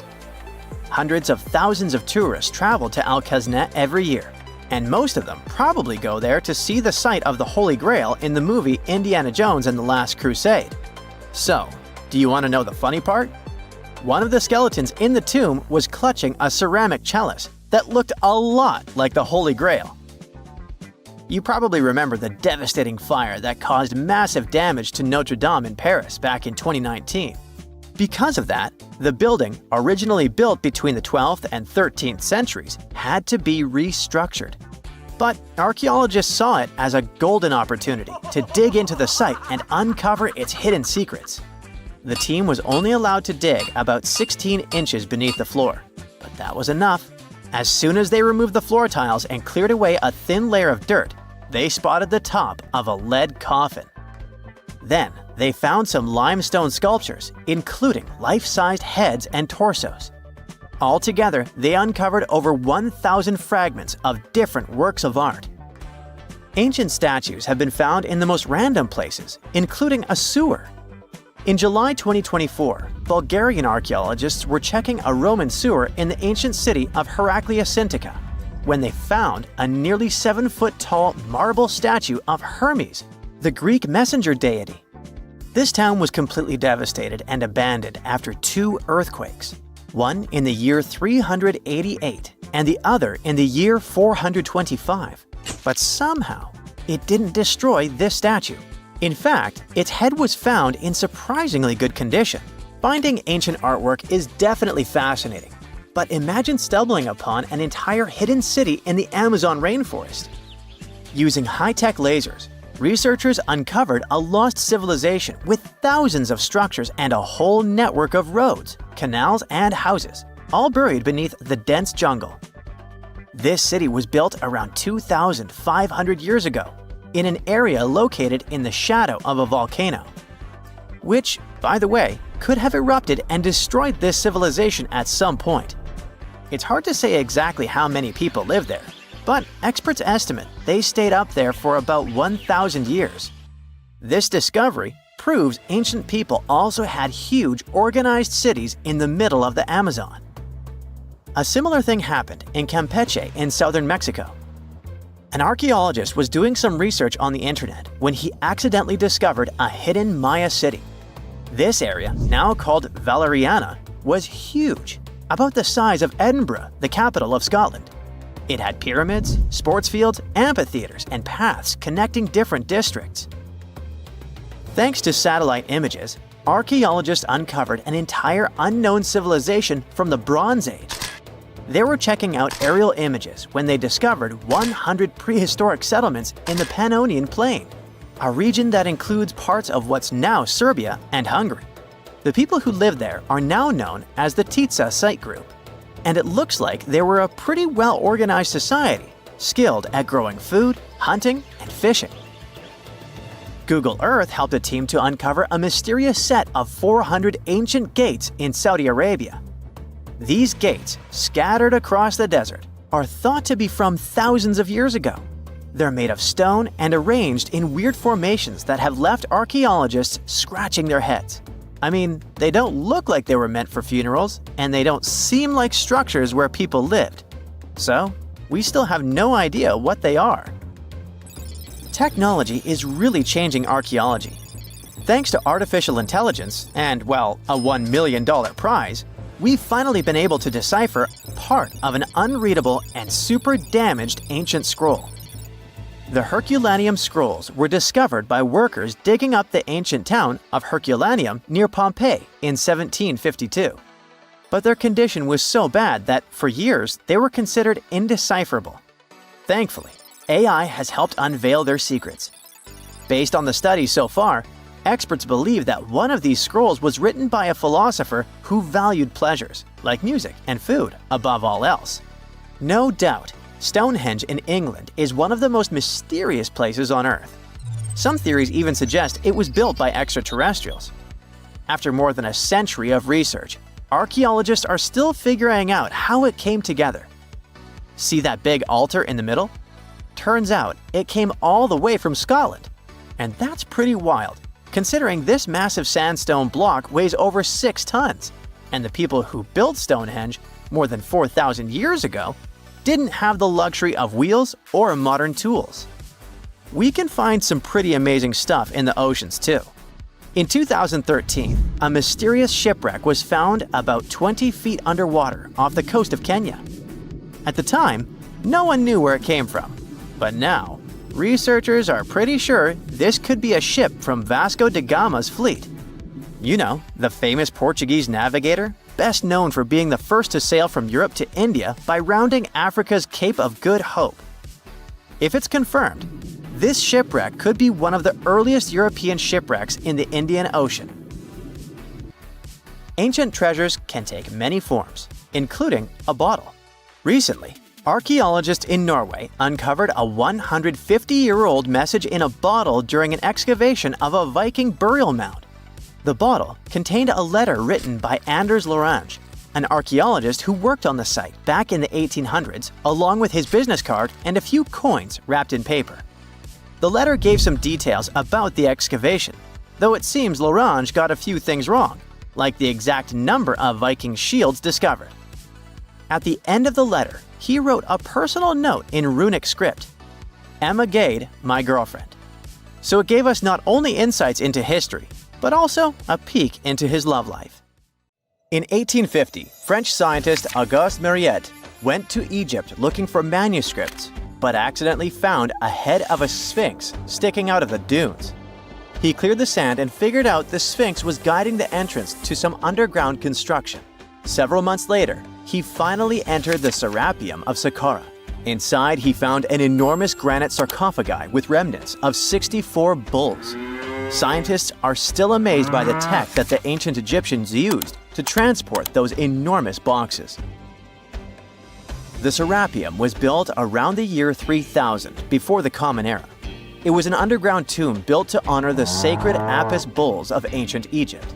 It had a long hallway, almost 500 feet long, with giant stone rooms on both sides. Some of the sarcophagi weighed as much as 50 average cars, and all of them were made with super precision, with exact 90-degree angles. These sarcophagi were beautifully decorated with hieroglyphs and carvings that told stories about the lives and importance of the Apis bulls. Now, there are 24 sarcophagi left. In ancient Egypt, Apis bulls were very special animals connected to the deity Petra. They thought the bulls carried Petra's spirit and wisdom, helped the pharaoh, and protected the Egyptians. Priests looked for special markings on young bulls to find Apis bulls. It could be a white triangle on its forehead, which symbolized divine light, a shape on its back like a vulture's wing, and a scarab shape under its tongue, which stood for rebirth. If a bull had these signs, they believed it was chosen by Petra and treated it like royalty. The chosen bulls lived in a special temple in Memphis, the city where they worshipped Petra. They received the best care and offerings from visitors who wanted their blessings. When an Apis bull passed away, it was treated with great honor and mummified. When Mariette entered the Serapeum, he noticed traces of rollers on the gallery's floor and found 2 wooden horizontal winches. Each had 8 levers. Later, other explorers saw double rails. The burial chambers were lower than the hallway floor. To get the boxes into place, workers filled the chambers with sand so the sarcophagi could be rolled in straight. Then they slowly removed the sand to gently lower the boxes into perfectly cut spaces in the bedrock. A carved stone sign found in the Serapeum said it took 28 days to move just one sarcophagus and its lid into its spot during the time of Ptolemy II. The extreme precision of the sarcophagi with 90-degree angles also has an explanation.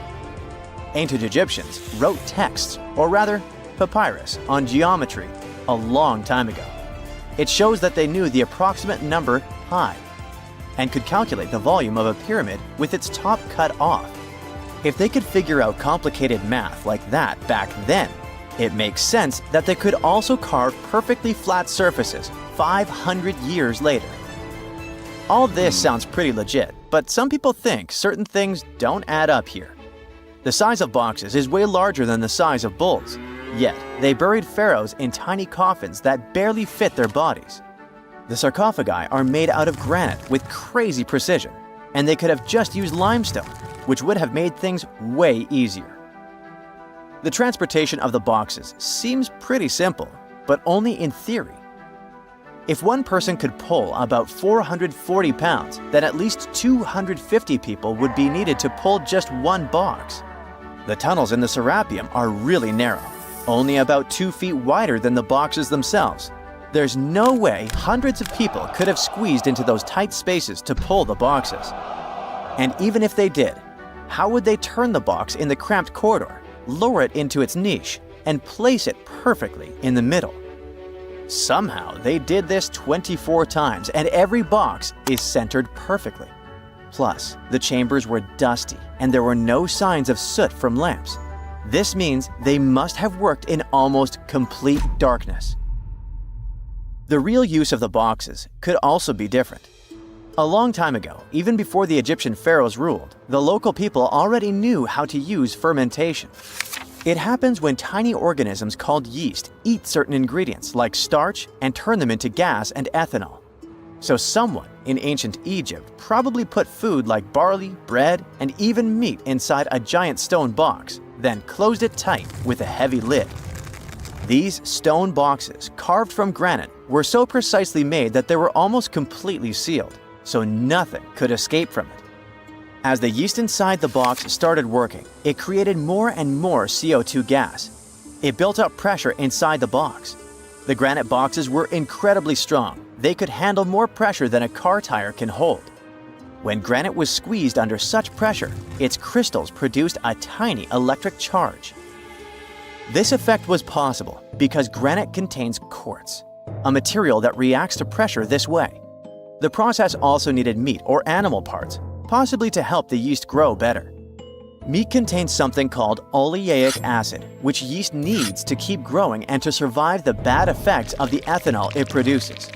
As the pressure inside the box kept growing, the combination of gases and electricity made these boxes not just ancient fridges, but powerful energy systems. Over time, the pressure inside got so strong that it could push the lid open and the gas would escape with a pop.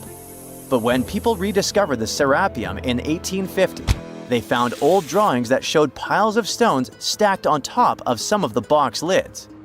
So, someone long ago probably tried to make the lids even heavier by adding extra weight to make it harder for the gas pressure to push them open. This extra weight also meant the quartz crystals in the granite could keep creating more electricity under all that pressure. If someone opened one of these stone boxes thousands of years later, they would only find bones from bulls that were placed in the box. And that's exactly what Mariette discovered in the 1850s. They opened the Serapeum for visitors soon after the first excavations in the second half of the 19th century. Prince of Wales even had a luncheon with his guests in one of the sarcophagi. Sands and earthquakes made the site inaccessible for a while, but now you can visit it again and try to solve the mystery yourself. With new tech, we could have answers to many other historical mysteries soon. A team of scientists at Chicago's Field Museum of Natural History recently used a special CT scanner to learn more about ancient Egyptian mummies without unwrapping them. They gently rolled 26 mummies on custom carts out to the parking lot, where the scanner was waiting. It took thousands of detailed X-ray pictures of each mummy and their coffins. When all the pictures were put together, they created 3D images that showed what was inside, the skeletons, and some artifacts. The scientists hope these images will help them understand ancient Egyptian burial practices from over 3,000 years ago. Even though the scanning process only took 4 days, it might take 3 years to study all the data. But scientists were able to learn some personal details about the mummies. One of the most popular mummified individuals at the museum, Lady Chineta, was a woman who lived in ancient Egypt about 3,000 years ago. It looks like she passed away in her late 30s or early 40s. To make sure her body looked complete for the afterlife, embalmers put stuffing in her neck to keep it from collapsing. They also placed artificial eyes in her sockets, so she would have eyes in the next world. She was wrapped in fancy linen and placed in a beautifully decorated coffin. The scans revealed that it had been carefully crafted with a slit at the back, which embalmers used to fit the body. There were also some artistic details on the surface, like markings for her knees. It looks like her burial was on the scale of a high-end luxury car. In July 1990, 4 Czech guys decided to go on an adventure to find the Mongolian death worm, a creature that might have inspired the monster you've seen in the movie Doom. They say it lives somewhere deep in the Gobi Desert, so they flew to Mongolia, hopped into an ATV, and hired some local guides to help them. All that to meet a creature that is up to 6 feet long, can spit acid that could melt anything, and is capable of shooting electricity at those it doesn't like. Legend says that these friendly guys spend most of their days hiding underneath the sandy dunes, but they'd like to come out during the wetter months of June and July. So the timing for a spotting was simply perfect. But the crew needed to figure out how to lure the creature. Sadly for them, no one knew what the giant worm liked to eat. So they built a thumper, which is a machine that made rhythmic pounding noises. They were hoping it would call the worm out of the ground. For 2 months, they searched the vast desert, crossing dunes and rocky plains, looking for any sign of the creature. But alas, it didn't really work out. Ivan McCurley, who was the leader of the 1990 expedition, came back to Gobi Desert again. He once tried to attract the megaworm with blasts, and the second time he used a small airplane to scout the dunes. Over the years, groups from America, Britain, and New Zealand organized big expeditions to the Gobi Desert to try and find the creature.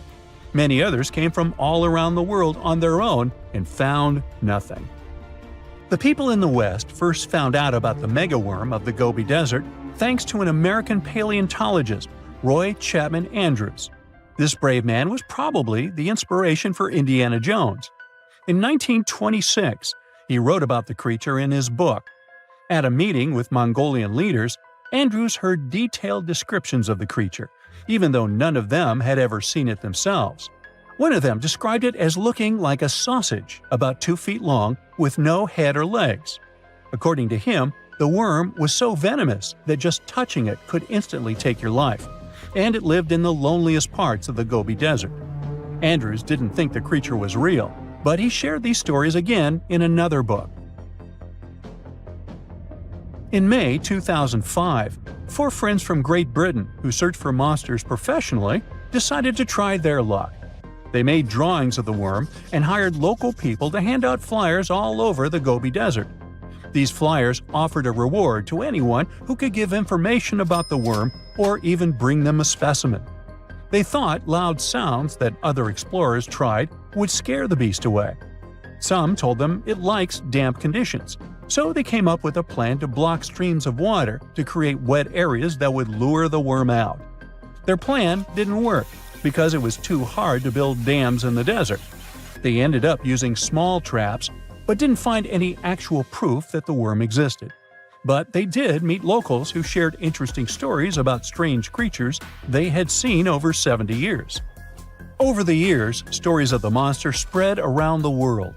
In some of them, it's only 1 foot long. In others, it's as large as a human. It's white-gray or scaly and brown, or maybe fleshy and bright red. Someone said it resembled a snake, or maybe a caterpillar, or maybe it has wings and can fly. And some believe it could be a supernatural evil being without a body. Maybe the stories are so different, and the search operations are so fruitless, because the creature doesn't even exist. Or it could be one of many cryptids. Those creatures like Bigfoot, Yeti, the Loch Ness Monster, their existence has yet to be proven. In 1983, one scientist who was visiting the region heard that an old man had managed to catch the mysterious worm.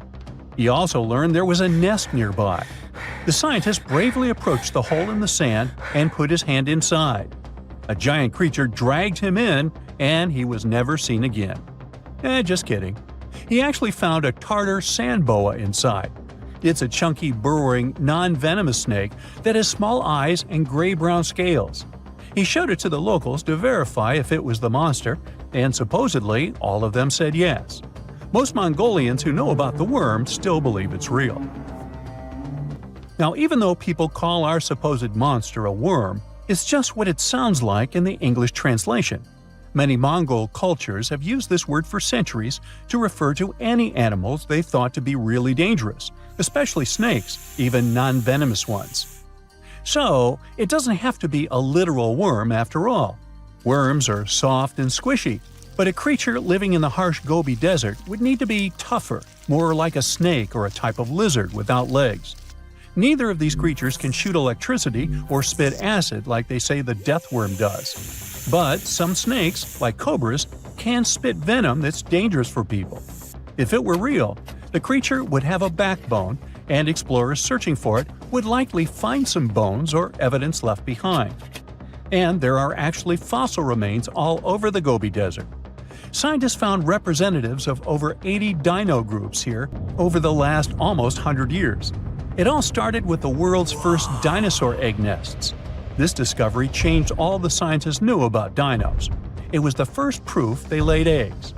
In the following 2 years, the same expedition team unearthed over 100 dinosaurs and took them to the American Museum of Natural History, where you can still see them today. Some of them were swimming around in the Cretaceous Sea that used to be here about 71 million years ago. They resembled modern birds. The mystery of the megaworm is still unsolved, but there used to be another mystery scientists finally managed to explain. Back in the 13th century, a famous traveler, Marco Polo, not the guy from the swimming pool game, crossed the Gobi Desert. He thought he could hear mysterious noises, like the sounds of musical instruments such as drums. He wrote about it in his book and believed he might be hearing the voices of restless spirits. Scientists call these noises singing sands or booming sands. Unlike the squeaky sound you might hear when walking on a sandy beach, these desert sounds are much louder, like a musical instrument playing deep, haunting notes. Over the years, people came up with all kinds of ideas about what caused the sounds, like underground water or winds making the sand vibrate. Not all dunes can do this, and scientists wanted to figure out why. Sometimes the winds might cause a small avalanche on the side of a dune, and then you can hear the magical sound start. But this is rare. So, to study it, scientists had to help the dunes sing. They climbed to the top of a dune and slid down on their backs, using their hands and feet to push sand down. As the sand tumbled, the sound started softly and got louder. They could even feel the vibrations with their hands. So they found out that for a dune to sing, a few special things need to happen. The grains of sand must be the right shape. The dune has to be big, and the sand must be very dry, so no singing after it rains. Inside the dune, there's a hard layer of packed sand that acts like a giant speaker. This layer bounces the sound waves back and forth, makes the noise louder and louder, and creates a haunting melody that can fill the desert air. In other words, the dunes can play tunes. Yeah, sorry, I couldn't help myself with that one. 1,000 years ago, near modern-day St. Louis, Missouri, there was a vibrant, bustling city called Cahokia. It was a Native American city, the largest and most influential one in Mississippian culture. At its peak, around 1050 BCE, Cahokia was home to as many as 30,000 people, making it larger than Paris at the time. But what's interesting is that Cahokia didn't have any big marketplace. Usually trade was the backbone of any big city, yet this one stood out for archaeologists. That's because Cahokia wasn't about commerce. It was about culture, community, and parties. The people who lived there threw massive parties that would last for days. The city's grandest feature was its 50-acre plaza, surrounded by amazing earthen pyramids. This massive space could hold over 10,000 people. Imagine them all gathering there for festivities, dancing, drinking coffees and teas, feasting on deer, and betting on sports. The events were super lively. Cahokians would wear awesome costumes, style their hair in interesting ways, and decorate their bodies with tattoos. Athletes were playing a game called chunky, where they hurled spears at a rolling stone disc, competing to get as close as possible. The roar of the crowd filled the air, and performers showed off their skills. These celebrations were so wild, they left traces in history. After the parties ended, Cahokians cleaned up by tossing leftovers into pits. Archaeologists have uncovered these waste pits, and they were filled with food remains and pottery. One pit alone contained the remains of 2,000 deer, and that's from a single event. They also found traces of yaupon holly, a caffeinated plant that was traded from hundreds of miles away. This just shows how much effort and thought Cahokians put in their celebrations. Would you like to live in a city like this? But aside from all the fun and games, Cahokia was also deeply complex and spiritual. The city was built on a landscape that mixed dry land with swampy patches. Many people believe that this symbolized the connection between the world of the living and the dead. The people of Cahokia saw their city as a bridge between these two realms. They built earthen mounds, both for ceremonies and rituals, and as construction support. These mounds rose from the swampy areas. Meanwhile, people settled in the drier spots. Elevated pathways connected these neighborhoods, creating a physical link between life and death. Isn't it sad that some ancient metropolises that rival modern cities in scale just disappeared? Cahokia's story came to a quiet end around 1350 CE, when the city was abandoned, all due to changes in environments and weather, floods, and other problems. But the influence of Cahokia was so big, it spread to distant places. Some of their traditions, like Chunky and Yaupon tea, have survived in native communities to this day. Today, Cahokia is a UNESCO World Heritage Site, and it's not the only megacity we lost. About 5,000 years ago, people in the Indus Valley built some of the world's first cities. Mohenjo-Daro was an ancient city in what is now Pakistan. The city was built around 2500 BCE, and back then, it was a thriving hub of the Indus civilization. Sure, it was much smaller than modern cities, but it was quite huge at the time, around 40,000 inhabitants. It looks like the locals were crazily strict and disciplined people. The city's planning and organization were incredible. It was laid out in a grid pattern. Streets and important buildings aligned along the north-south axis, probably to match the movement of the sun and moon. They also built one of the most advanced systems for water and waste management of their time. The city had about 700 wells. Nearly every house had its own. Most homes also had private bathrooms with drainages and even underground sewers. This shows how skilled these people were at staying clean. And with all this discipline, it looks like there were no kings, queens, or even a central government. They could still have some authority, like local elites or elected officials, just not a classic strict monarchy or religion. Instead, people there cared about simplicity and order. They basically managed themselves, having standardized ways of doing things, from the way tools and potteries were made to how they traded. Which is why, unlike many other cities, Mohenjo-Daro didn't have grand palaces, temples, or monuments. Instead, they had public areas known as citadels. People gathered at citadels for rituals, meetings, and storage of grain. And it seems like this way of life worked perfectly. Scientists found some seals and weights, which means the economy was well regulated. Archaeologists found some intricate artifacts like ivory, lapis lazuli, carnelian beads, and gold jewelry. Another famous find is the small bronze statue known as the Dancing Girl, which was discovered in 1926. Mohenjo-Daro wasn't poor at all. And they also pulled off some awesome buildings. Staying clean was clearly way more important to them than displays of wealth or power.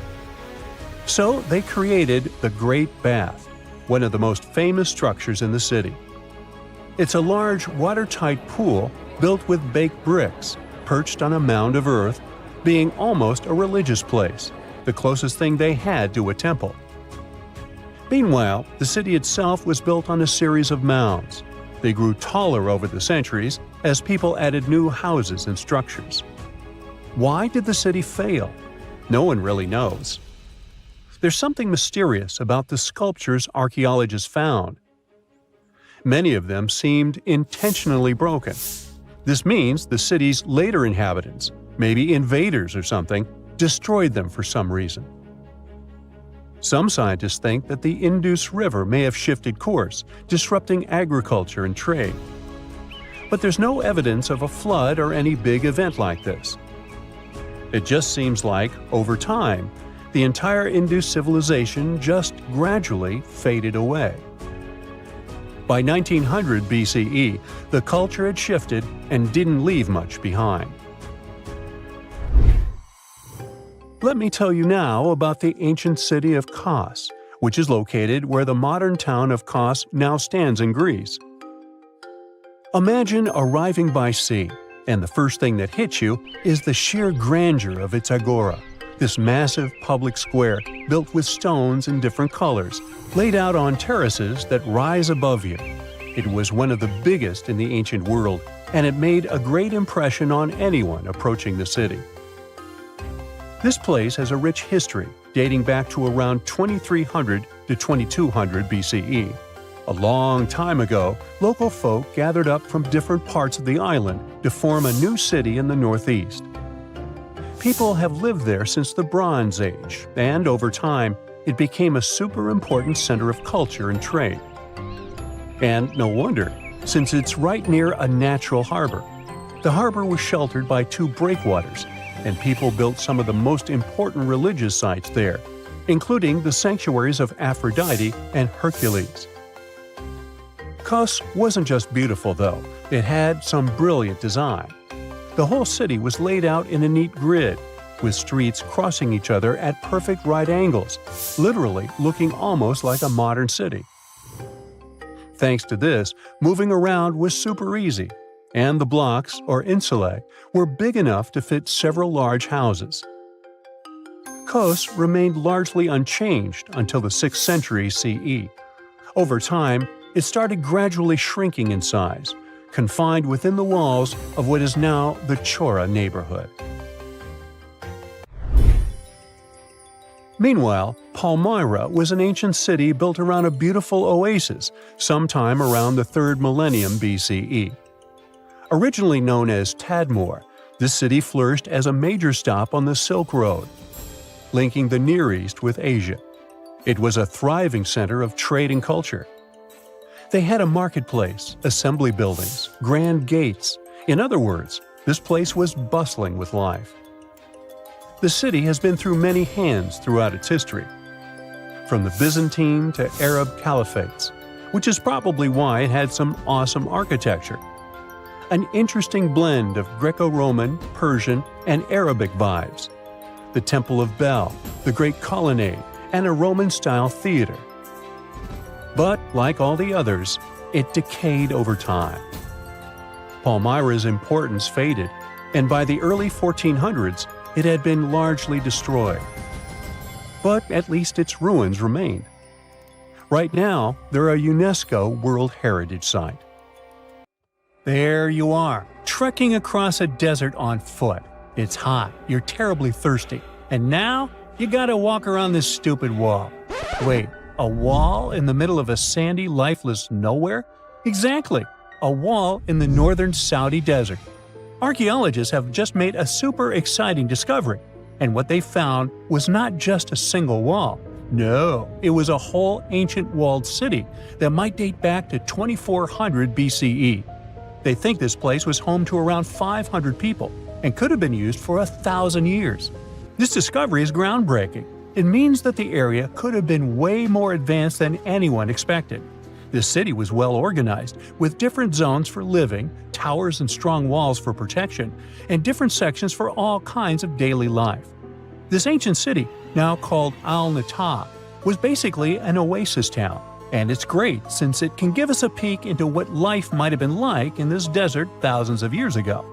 Apparently, they had clearly separated areas, like residential sections, a cemetery, farmland, and even a town center. This oasis city, found in the Khaybar area, is the first big organized settlement from the 2nd or 3rd millennium BCE that researchers have uncovered in northwestern Arabia. The first surveys show that this town, which covered about 6 acres, had several districts, including the residential area, the cemetery, and the legal one, with courts. The houses were set up in neat rows, all connected by small roads. Those streets kept the residential area separate from the rest of the town. Back then, most people in this region were nomadic herders, always moving around. But archaeologists have been sure that during the Bronze Age, Northwest Arabia had small walled towns and oasis centers scattered across it. These connected oasis towns were unique, offering secure places for people to live, store goods, and trade.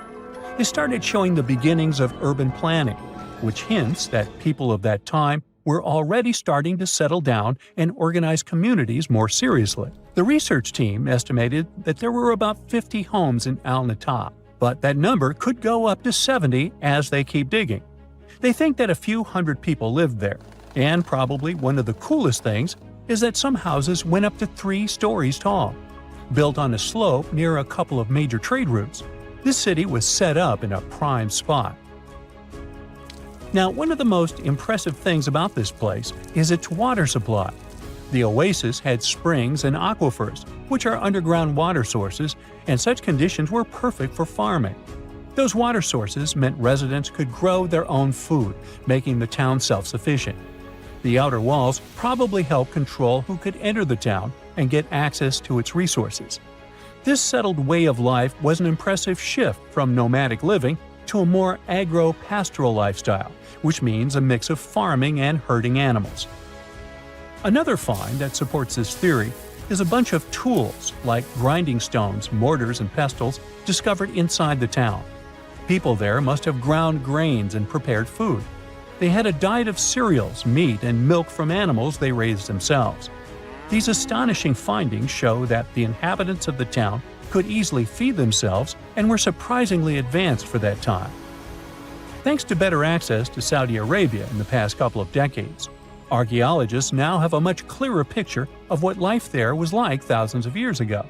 The most exciting thing is that Al-Natta might have been part of a whole network of similar fortified oasis towns spread across the region, and all of these connected sites could show us how trade routes and small settlements worked together at that time in that arid area. Now, at the same time, this recent discovery isn't the only one that has the scientific world buzzing with excitement. How about we visit Egypt and see for ourselves? After all, archaeologists have just found a stash of ancient Egyptian and Greek treasure underwater. They were exploring the lost city of Thonis Heraklion off the coast of Egypt, which sank more than 1,000 years ago. This city was legendary, and nobody even knew where it was until it was rediscovered in 2000. Now they're uncovering more and more, and on this dive, they found a pile of gold and silver treasures. Those were probably used in rituals to bless Egyptian pharaohs when they took the throne.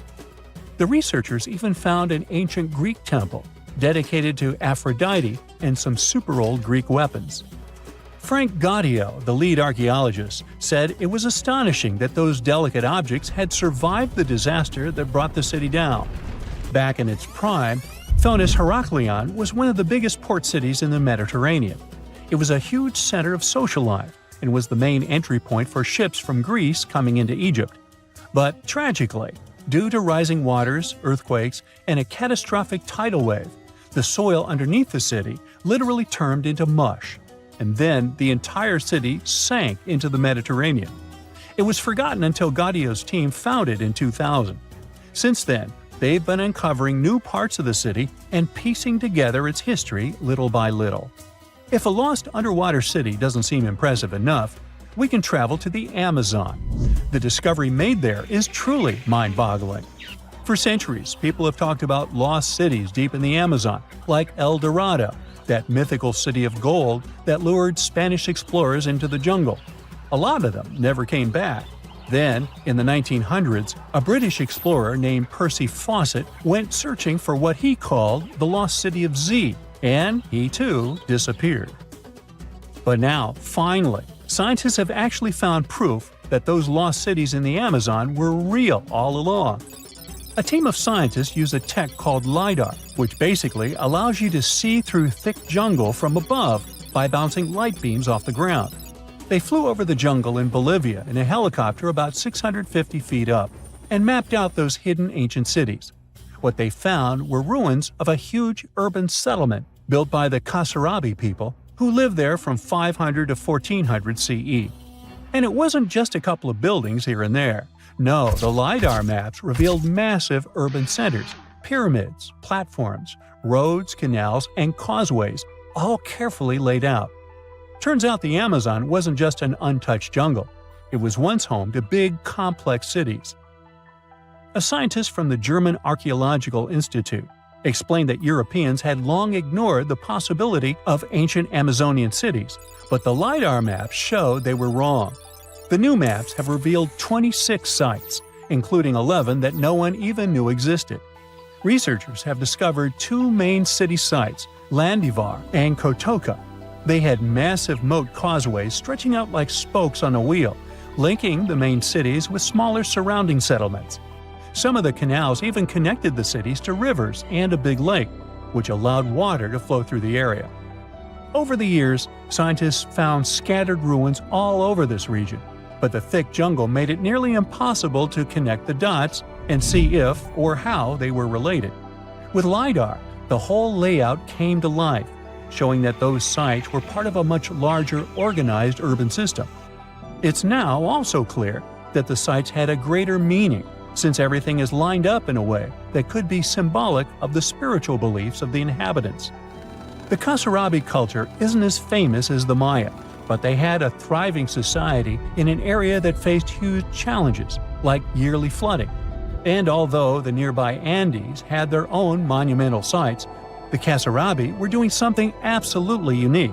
They even had reservoirs to store water, which suggests they might have been dealing with occasional droughts, which is pretty unusual for the Amazon. Actually, those terrible droughts could be why the Kasarabi eventually left their cities around 1400 CE. The ride. Rainforests are dense and difficult to access.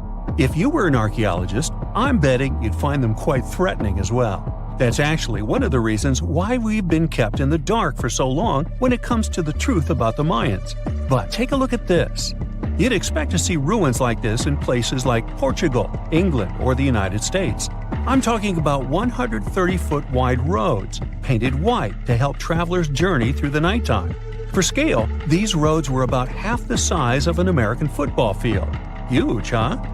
Scientists recently unearthed a 110-mile network of roads such as these, and they think this dates back to before the first registered Mayan ruins we've known so far. These roadways, which sometimes ran over swampy ground and were even elevated at times, are being called the world's first superhighways. Even if there is no registry of animal-powered vehicles, it's believed that the Maya used them to travel around a network of possibly 964 settlements. They were built like a huge spider web, and from what archaeologists have gathered, they worked as an implied system of economic and social interactions. This completely debunks the traditional idea that the Mayan pre-classic period, which dates back to 1000 to 350 BCE, was made of small tribal settlements. Imagine the manpower and engineering ability you need to muster to build something close to these white highways. Scientists believe that these causeways were built pretty much the same way as the Mayans built their pyramids. Oh, and if you're wondering about these gigantic pieces of architecture, don't worry, we'll talk about them in a bit.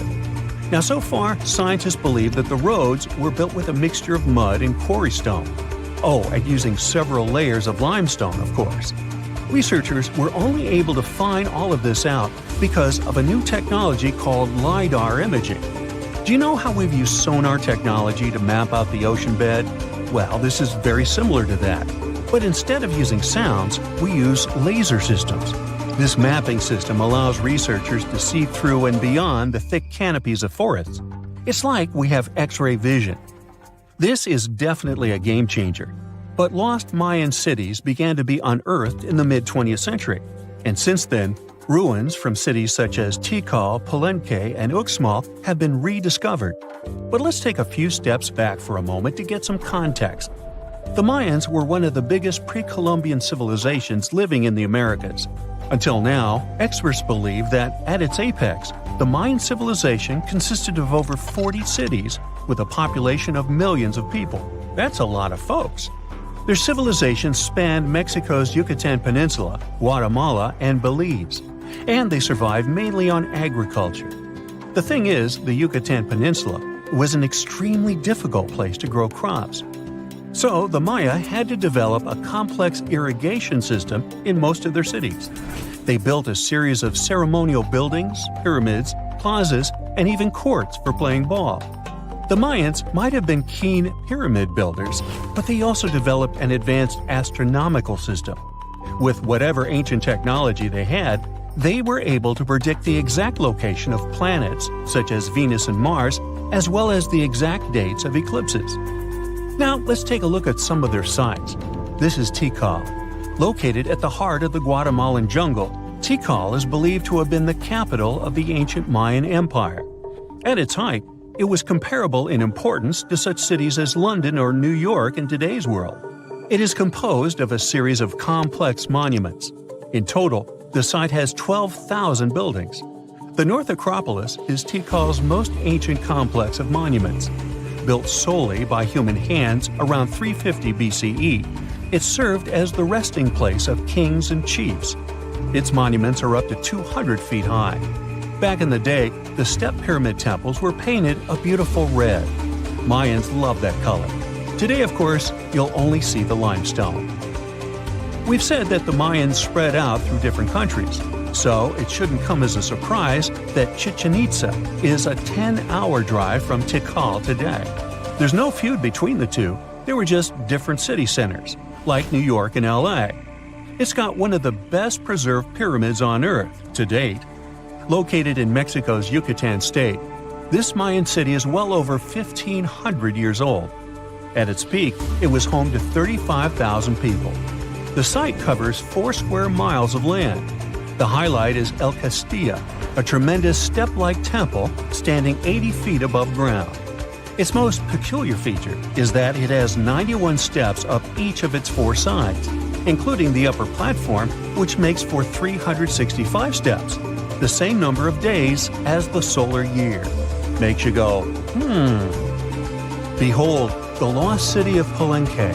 Another important Maya city is believed to have hosted over 6,000 people at its peak. Archaeologists have made some unusual discoveries on this site. The most eccentric of them all makes us think of Indiana Jones and the Tomb Raider. One of the buildings in Palenque is believed to be the final resting place of the Red Queen of Palenque. She was believed to be the grandmother of the last Mayan king. In her honor, a huge monument was built to keep her body after her passing. The discovery of the tomb itself was already thrilling. Archaeologists found an ancient monument when digging at the site back in 1994. The first they saw was a room with a hidden door. Once they opened the door, they discovered an 8-foot-long corridor. At the end of this corridor was the queen's chamber, and inside was the mummy of the queen herself. They found her to be accompanied by her pearls, jade shells, and expensive rocks. But as the team explored the remains, they saw something strange. The room was filled with a red-colored powder. Researchers knew that the color red was important to the Mayan people, but they didn't understand why the queen was buried with this unknown substance. They took a sample back with them for further analysis and discovered that the red powder was cinnabar, a very dangerous mineral. This powder, when inhaled, can cause severe health damage to a person. The team concluded that this could only be a trap for anyone trying to steal her riches. Talk about curses, huh? One thing that has always troubled researchers is the lack of evidence on the decline of this almighty empire. What could have been the cause of their demise? Was it a drought? Some disease? New research in 2017 did shed some light on this issue. Using data from a site called Ciabal, located southwest of Tikal, scientists analyzed radiocarbon data from ceramics and archaeological excavations to extract new information about the unexpected passing of this great civilization. The information shows that instead of a sudden collapse, the Mayans most likely fell in waves of social instability and political crises. These events are believed to have deteriorated Mayan city centers and began causing the dispersion of the Mayan population. So, what's your take on the end of this story? Let's do a thought experiment together, shall we? Now, imagine you're climbing the Himalayas. However, you're lost. Where you are seems to be an isolated valley. You used all your food and water source and don't know which way to go. You're so out of energy that you don't even know if you'll be able to get back home. Suddenly, in the distance, you see a sage-looking man walking towards you. However, you can't help but to close your eyes as you are defeated by fatigue. You open your eyes to a totally new place. The sage is sitting right next to you. He says, "Hello, traveler, and welcome to the land of immortals." That sounds like the beginning of an Indiana Jones movie, right? But what if I told you that such a place actually is said to exist, according to some legends, beliefs, and ancient texts? Indian Tibetan texts mention a place called Gyangai, also known as Shambala or Shangri-La, depending on different cultures. This legendary city is the home of immortal beings and is a land of spiritual enlightenment. Take one of its names, Shambala, for example. It literally means the source of happiness in the Sanskrit language. So, accordingly, you would expect this celestial kingdom to be surrounded by all things of great beauty and wonder, with gardens and other mighty and majestic structures. The ancient beliefs and myths state that when you enter Gyangai, you will immediately be reminded of the structure of a lotus flower with 8 petals. The place is surrounded by mountains covered with snow. It has beautiful waterfalls, crowning into a pure and divine lake, and its water has extremely strong therapeutic powers. The whole place is illuminated by milky white light at all times, and this is neither due to the sun nor the moon. There are also phosphoric plants that can give desired light on voice commands. 100 types of other delightful flowers keep blooming all year round in its gardens, in addition to countless trees where delicious fruits grow. But one tree is known to be the most special one, and that is the tree of immortality, or the tree of life. Described as a shimmering crystal, it stands at the center of Gyangai and unites the skies, the earth, and the underworld. The fruits of it resemble an abstract form of Sri Yantra, a mystical diagram used in Hinduism, which consists of 9 interlocking triangles. However, nobody is allowed to take these fruits out of Gyangai itself. The only way to do it is if you get permission from the inhabitants of the city. This brings us to the question of who lives in this magical and mystical city. According to the legends, Gyangai is inhabited by a great number of advanced masters, or in other words, sages, who subtly guide the destiny of the world through meditation. They are eternal beings who are not affected by any human desires or sorrows. Their duty is to protect the spiritual teachings of the world and work for the good of humanity, as well as all conscious beings. It's also believed that during a time of great chaos in the world, the 25th ruler of this Gyangai will appear among them to lead the planet to a better future. These sages and eternal beings who live there are somehow also the protectors of Gyangai. So, if you were thinking of just casually walking into this place with a map in your hands, sorry to inform you, but that's not happening. First of all, no one really knows where exactly Gyangai is. Some people believe it's in a remote valley in the Himalayas. Some claim it's in a hidden cave. There are also people who think it's on a mountain range, and others suspect it's on a secluded plateau. So, the location of the city is a mystery and seems like it will stay that way, since it is also said that the immortal sages who live in Gyangai camouflage the valley from humans by creating some kind of an energy field. So, Google Maps can't help you with it either. That's why some even suggest, including the Dalai Lama, that it exists in a different plane of reality altogether. In some of the ancient texts, there are actually a few instructions on how to access Gyangai. However, the directions are said to be incomprehensible, the way I get sometimes. But let's pretend for a second that you did crack the instructions, and the immortal beings living there were willing to grant you entrance. Unfortunately, you still might not be able to enter this cosmic city, and here's why. It is believed that only enlightened masters or sages who have a certain karmic connection with it will be able to reach there. So, what do the eternal beings of such a magical place do there? Remember, they have all the time in their hands. The ancient texts state that Gyangai has a center and 16 areas that are all meant for 16 different sciences to be studied.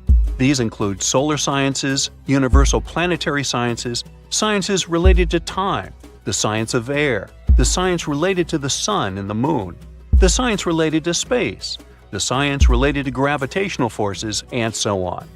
What they all have in common is that to be able to learn them, you first need to have a very high understanding of energy.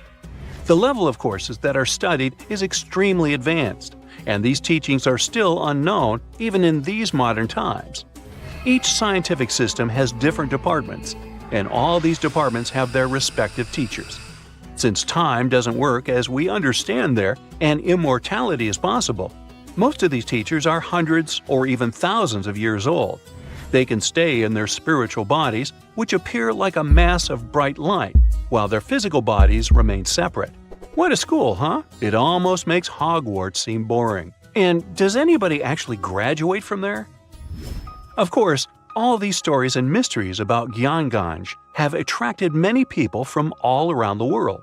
Countless attempts to find this land of immortality and spiritual awakening have been made by mountaineers and trekkers, including President Franklin Roosevelt himself. But as you might have guessed, they led to nothing. Still, there were a few people, like renowned spiritual leaders, sages, and adventure seekers, who claimed they had visited it. One of them was Sri Gopinath Kaviraj, a celebrated scholar, who was the first person in modern times to have allegedly found the place. After his supposed visit to Gyanganj, he wrote a book about it and made the place popular in modern culture. Upon reading his book, many other enthusiastic foreign scholars rushed into Tibet to learn more about it, as well as try to find it. Another person who claimed to have been there was a mountaineer who got lost in the Himalayas. According to his story, after getting lost, he was feeling hungry, so he accidentally consumed poisoned mushrooms.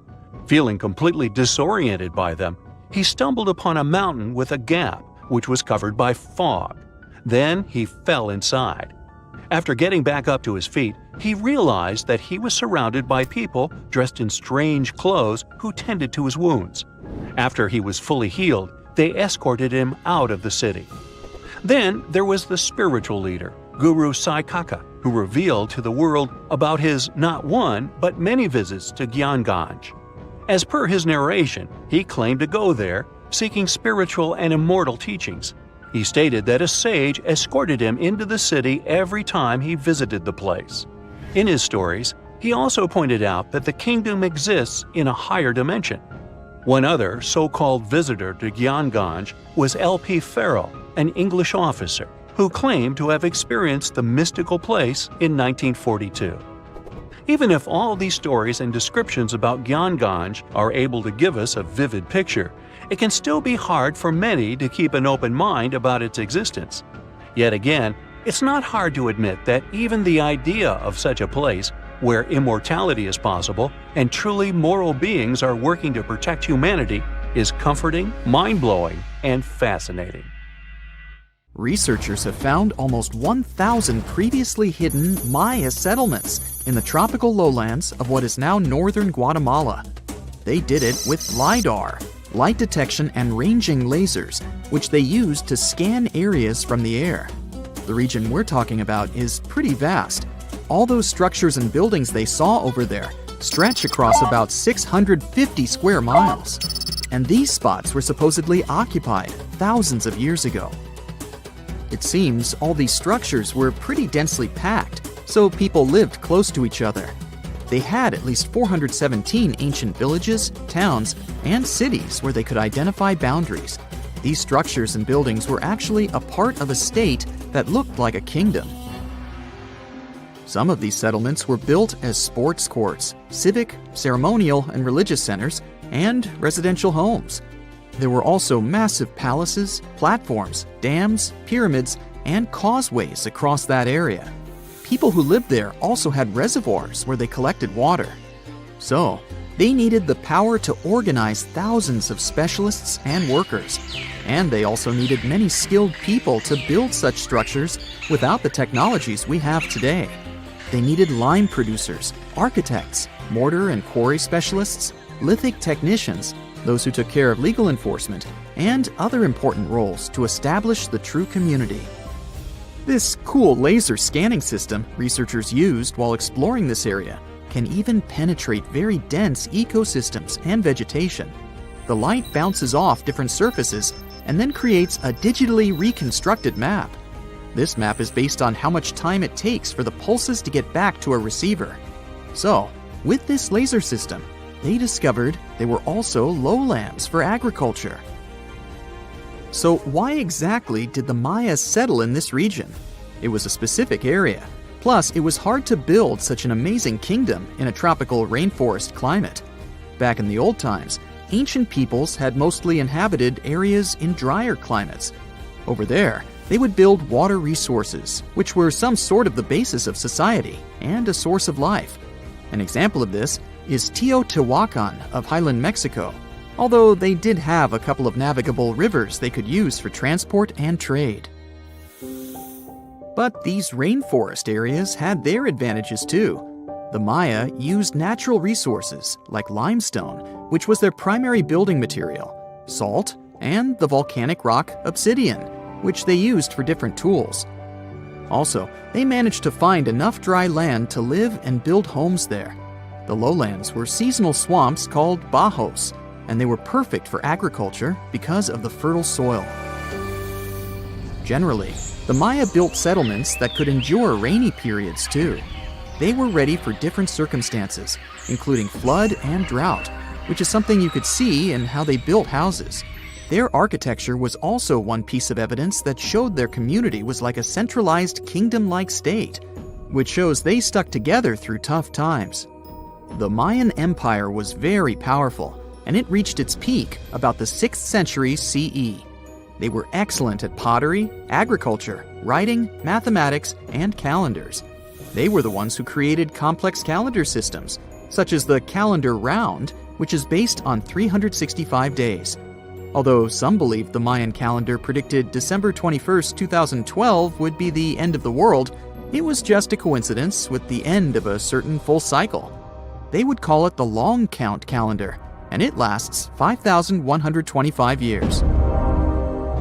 The Mayan people left behind an impressive amount of astonishing architecture and symbolic artwork. Most of their stone cities ended up abandoned by 900 CE. No one still knows why the Mayan civilization in that area collapsed, although there are some theories. Some think that by the 9th century, these people had exhausted the resources around them to the point that they could no longer feed and sustain such a big population. Others believe some city-states didn't get along that well, so they broke down the traditional system of power they used to have. Some say it was all because of a very long period of drought. It could be a combination of all these factors, though. But one Mayan city, located on an island, even survived until the 17th century. It was long after the rest of the Mayan civilizations had been destroyed or abandoned. If you're a traveler, you might know the town by its modern name, Flores. Scientists believe about 2,000 people lived there. The earliest Maya people were farmers. They cultivated crops like beans, squash, corn, and cassava. As they had many interesting ingredients, they created hundreds of cool recipes. Many of those are still present even today. For example, in modern Mexican cooking. And especially popular are papayas, cacao, avocados, squash, pineapples, chili peppers, beans, and so on. Even though the Maya mostly practiced a kind of primitive type of slash-and-burn agriculture, there is also evidence of them using some more advanced farming methods, like terracing and irrigation. And they were big chocolate lovers. More than 3,500 years ago, the Olmecs of Mesoamerica probably turned out to be the first to realize that it takes some work for us to get such a cool thing as chocolate. But the Maya were the ones who turned it into a true form of art. Scientists found out about it when they found cacao in Mayan pottery. Their chocolate would be mixed with honey, water, cornmeal, and chili peppers. That's how you get a spicy, savory, hot chocolate beverage you can try even today in Mexico and Central America. Also, they used written language in their books. Their paper was made from fig tree bark, and using strips of that paper, they created a large library of books. Books made of this material are called codices, and 4 of these can still be found today. Sadly, many books were lost over time because of the humid climate or some human factors. The classic Maya built a bunch of palaces and temples that had a stepped pyramid shape. They decorated them with inscriptions and reliefs, which have earned them the reputation of being incredible artists of Mesoamerica. For the Mayans, flat foreheads were the most desirable thing on someone's face. They were generally really into aesthetics, and having a flat forehead was one of the main things where you could meet their highest aesthetic standard. They also liked to glam up their looks with makeup and clothing. Also, the Mayans were master tattoo artists. Actually, they were one of the first civilizations that started doing such forms of body art. They had a rich culture and believed in many things, such as fairies. Many civilizations across the globe believed in these mythical creatures, which had different names everywhere. The Mayans called those creatures aluxes. They would make sculptures of aluxes from wood or clay, take them to the forest, and hide in some secret spots. The Maya believed these sculptures would come to life during the night and take the role of guardians of their land, animals, and crops. The Maya believed caves were entrances that led to the underworld. You can even visit some of these caves if you like. For example, you can explore the jungles of Quintana Roo and Yucatan near Cancun. There are many spots where researchers found artifacts the Mayans had left behind. They were one of the first cultures that learned how to use rubber latex and make, for example, rubber balls for the many interesting games they had. They used natural latex and then probably mixed it with some other natural substances. That's how they came up with the bouncy balls they played with. They also built cool steam baths. The Maya had structures made from stone that looked like something we know today as bathtubs.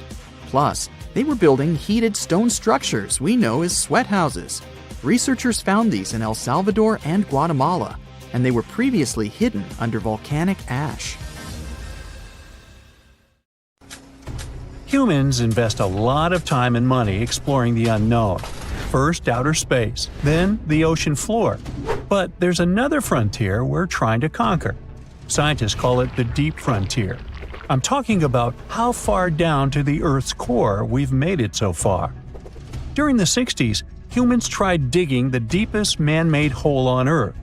This took us deep into the Arctic Circle. What later became known as the super deep borehole is also the deepest artificial point on Earth, reaching the depth of 40,230 feet. It took 20 years to drill this far into the Earth's crust, and researchers say this is only about 1/3 of the way through to the mantle. Here's a quick anatomy of our planet. If the Earth is like an onion, the crust is like the thick skin of this onion. This part is only 25 miles thick. Beyond this is the 1,800-mile deep mantle, and after that, right at the center of the Earth, is the core, which is made up of 2 layers, inner and outer. Now, can you guess where on the planet the crust is at its thinnest? On the ocean floor. When American scientists understood that, they started drilling holes on the seabed. This gave way to Project Mohole. It began in 1961, but their technology to drill deep holes on the ocean was really bad. They had to improvise. They installed a system of propellers along the sides of their drill ship to keep it steady over the hole. The main challenge was to drill as vertically as possible. Otherwise, that deep hole would look more like a deep maze. Both the Kola Super Deep Borehole project and the Project Mohole came to an official stop in the years that followed. But hey, humans have built some pretty deep stuff underground. In 1963, a Turkish man took a swing with his sledgehammer to improve his basement and discovered a tunnel. That tunnel entrance led to more openings that connected a multitude of halls and chambers. He didn't know it, but he had discovered Darinkuyu. This once lost city was up to 18 stories tall and 200 feet deep. The city was large enough to host 20,000 people, and it was simply standing beneath Cappadocia in Turkey the whole time. Cappadocia hosts hundreds of subterranean dwellings. 40 of these underground cities are at least 2 stories high, but none of them are as huge as Darinkuyu. There's not a lot of historical accounts of how Darinkuyu was born. Some speculate that the oldest part of the complex was dug about 2000 BCE by the Hittites. The Hittites were an Indo-European civilization who formed one of the first major civilizations of the Bronze Age in West Asia. Scholars think they built this underground city to protect themselves from invasion. Others think it was actually the Christians who built the city in the 1st century CE. They speculate that it could have been constructed to protect people from the intense temperature variations, extreme heat in summer and freezing cold in winter. Geographically, the terrain under Cappadocia is great for building. The rocks are soft, which makes tunneling easier. For that same reason, opening large caves underground is fragile. That's why most chambers have pillars that support them. On the bright side, and we are, none of the floors at Darinkuyu have ever collapsed. The builders of Darinkuyu thought of everything. The city was shut off from the world by huge rocks that hid its entrance. It was ventilated by a total of more than 15,000 shafts, around 10 centimeters wide. This way, they guaranteed enough breathing air in the upper levels in a way that they ended up being used as the living and sleeping quarters. The lower levels of this impressive maze were mainly used for storage. But honestly, they had it all: a room for a wine press, for domestic animals, small religious buildings. They certainly didn't spare any efforts to make that underground city as complete as an above-ground one. Now, speaking of impressive underground stuff, Switzerland has the longest tunnel in the world, built here on the Swiss Alps. This absurdly huge tunnel was built over 8,000 feet below the surface. Check this out. This is what the Gotthard-based tunnel looks like. The first idea to build the tunnel was put forward as early as 1947, but construction only officially began in 1999. It took them years to approve the project and then scout for the perfect location. Even so, the 73 different rock types that compose Massif turned the construction into a real challenge. Some of the rocks were as hard as granite, and others were as soft as sandstone. This meant they needed different approaches and equipment so the whole thing wouldn't crumble down. Overall, they had to excavate about 28 million metric tons of rock to make way for the tunnel. There were many other challenges to build that far into the earth. The deeper into the mountain they got, the hotter the temperatures were. Since there's no natural ventilation, temperatures would get as high as 115 degrees Fahrenheit, making it really hard for workers to endure. The tunnel stretches for 35 miles from one end to the other. During the construction, workers had to use 4 massive tunnel boring machines, aka moles, to penetrate through the massif. Each of these moles was around 1,400 feet long. But that was one of the best things they could do, since these machines limit the disturbance to the surrounding ground and help to produce a smooth tunnel wall. You'd never guess that the world's deepest basement belongs to the Sydney Opera House in Australia. The building goes as deep underground as it grows above ground. But this basement isn't just the Opera House's foundation, it's a parking lot.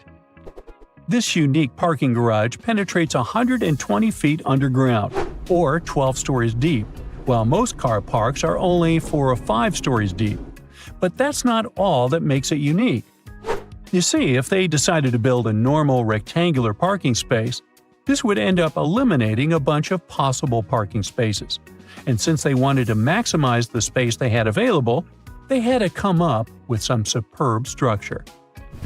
First, they opened up a man-made cavern to make that dream possible. Then they had to come up with a design. That's what led to the donut-shaped cavern, or what engineers call a double helix. This design shocked the engineering community for its innovative approach. But hey, it worked! Today, there is space for over 1,000 cars down there, which seems about right for an opera house. Let's wow once again real quick. Some underground structures may take up to an hour to reach. Take this gold mine in South Africa, that lies around 2.5 miles below the surface. Yeah, you may think, hey, it's just a couple of miles, why does it take an hour to get there? But the conditions are hard and it's not for the weak.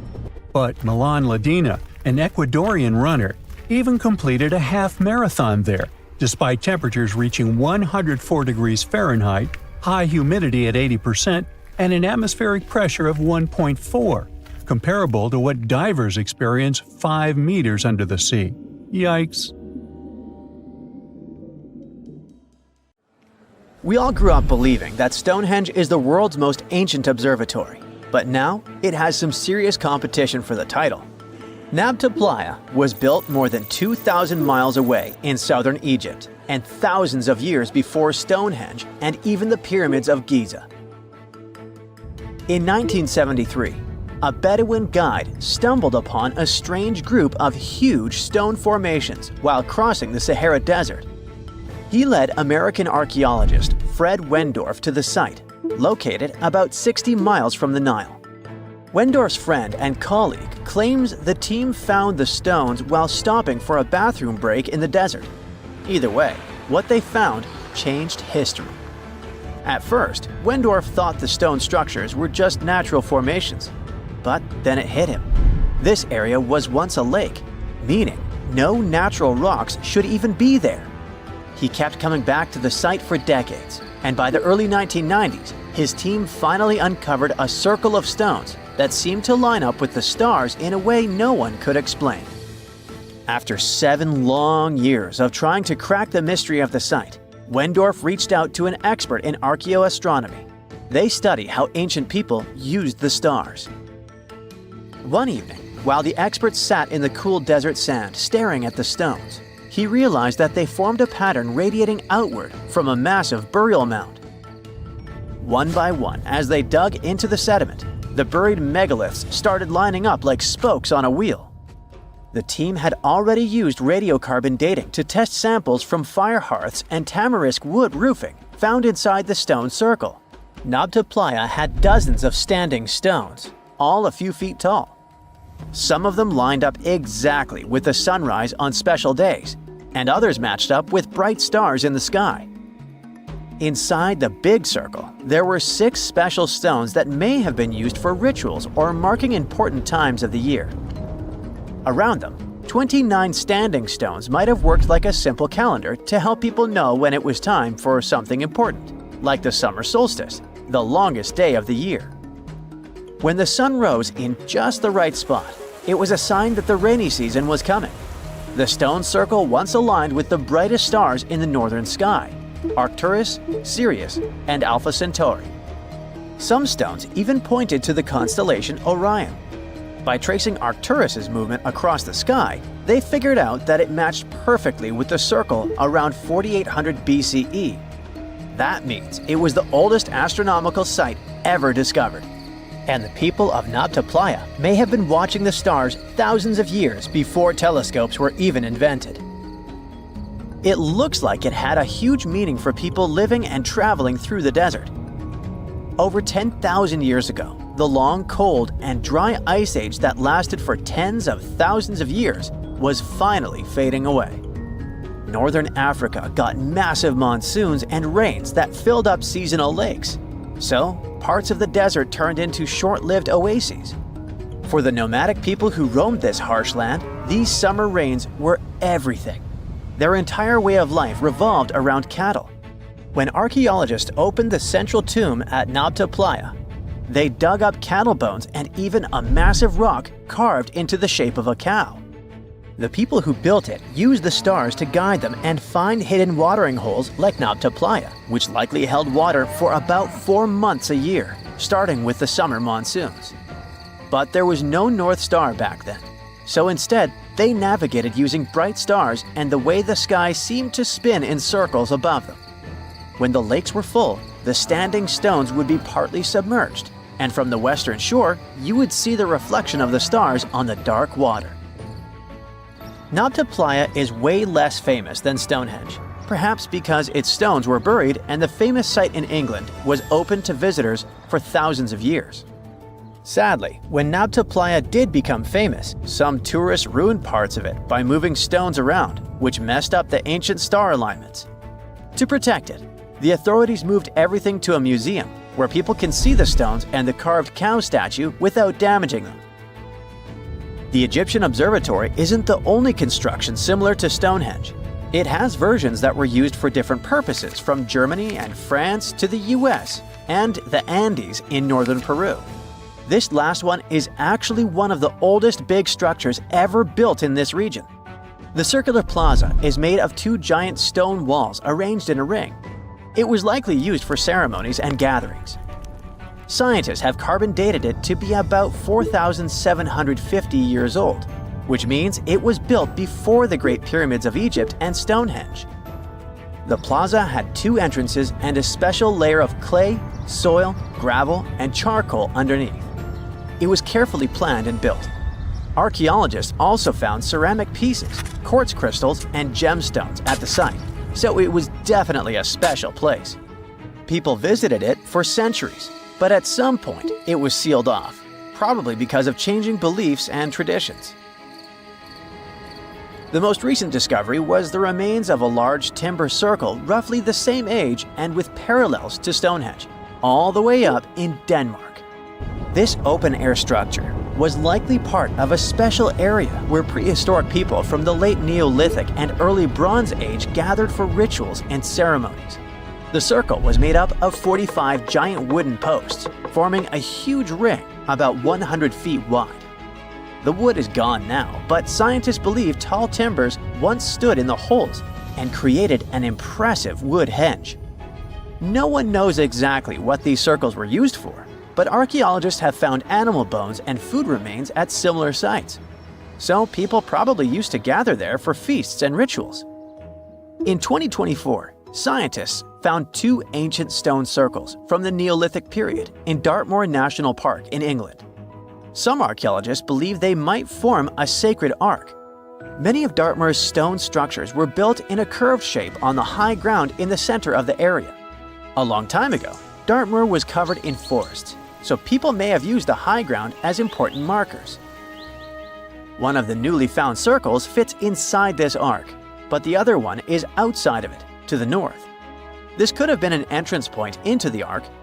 There's also a raised bank of earth near the stones, which looks similar to other famous Neolithic sites, like the Ring of Brodgar in Scotland and Stonehenge itself. This means the people who built these circles may have visited Stonehenge or been inspired by it.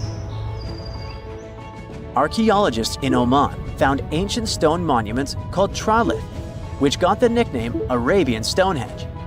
They were finished about 2,000 years ago, but no one knows for sure who built them or why. Scientists also found stone hand axes that are incredibly old, between 300,000 and 1.3 million years old, from the time when the first humans left Africa. At another site in central Oman, archaeologists discovered a Neolithic tomb from around 5,000 to 4,600 BCE. There are two chambers with the bones of dozens of people inside beneath a giant megalithic structure. Nearby, they also discovered rock carvings that were made by people who lived in the area.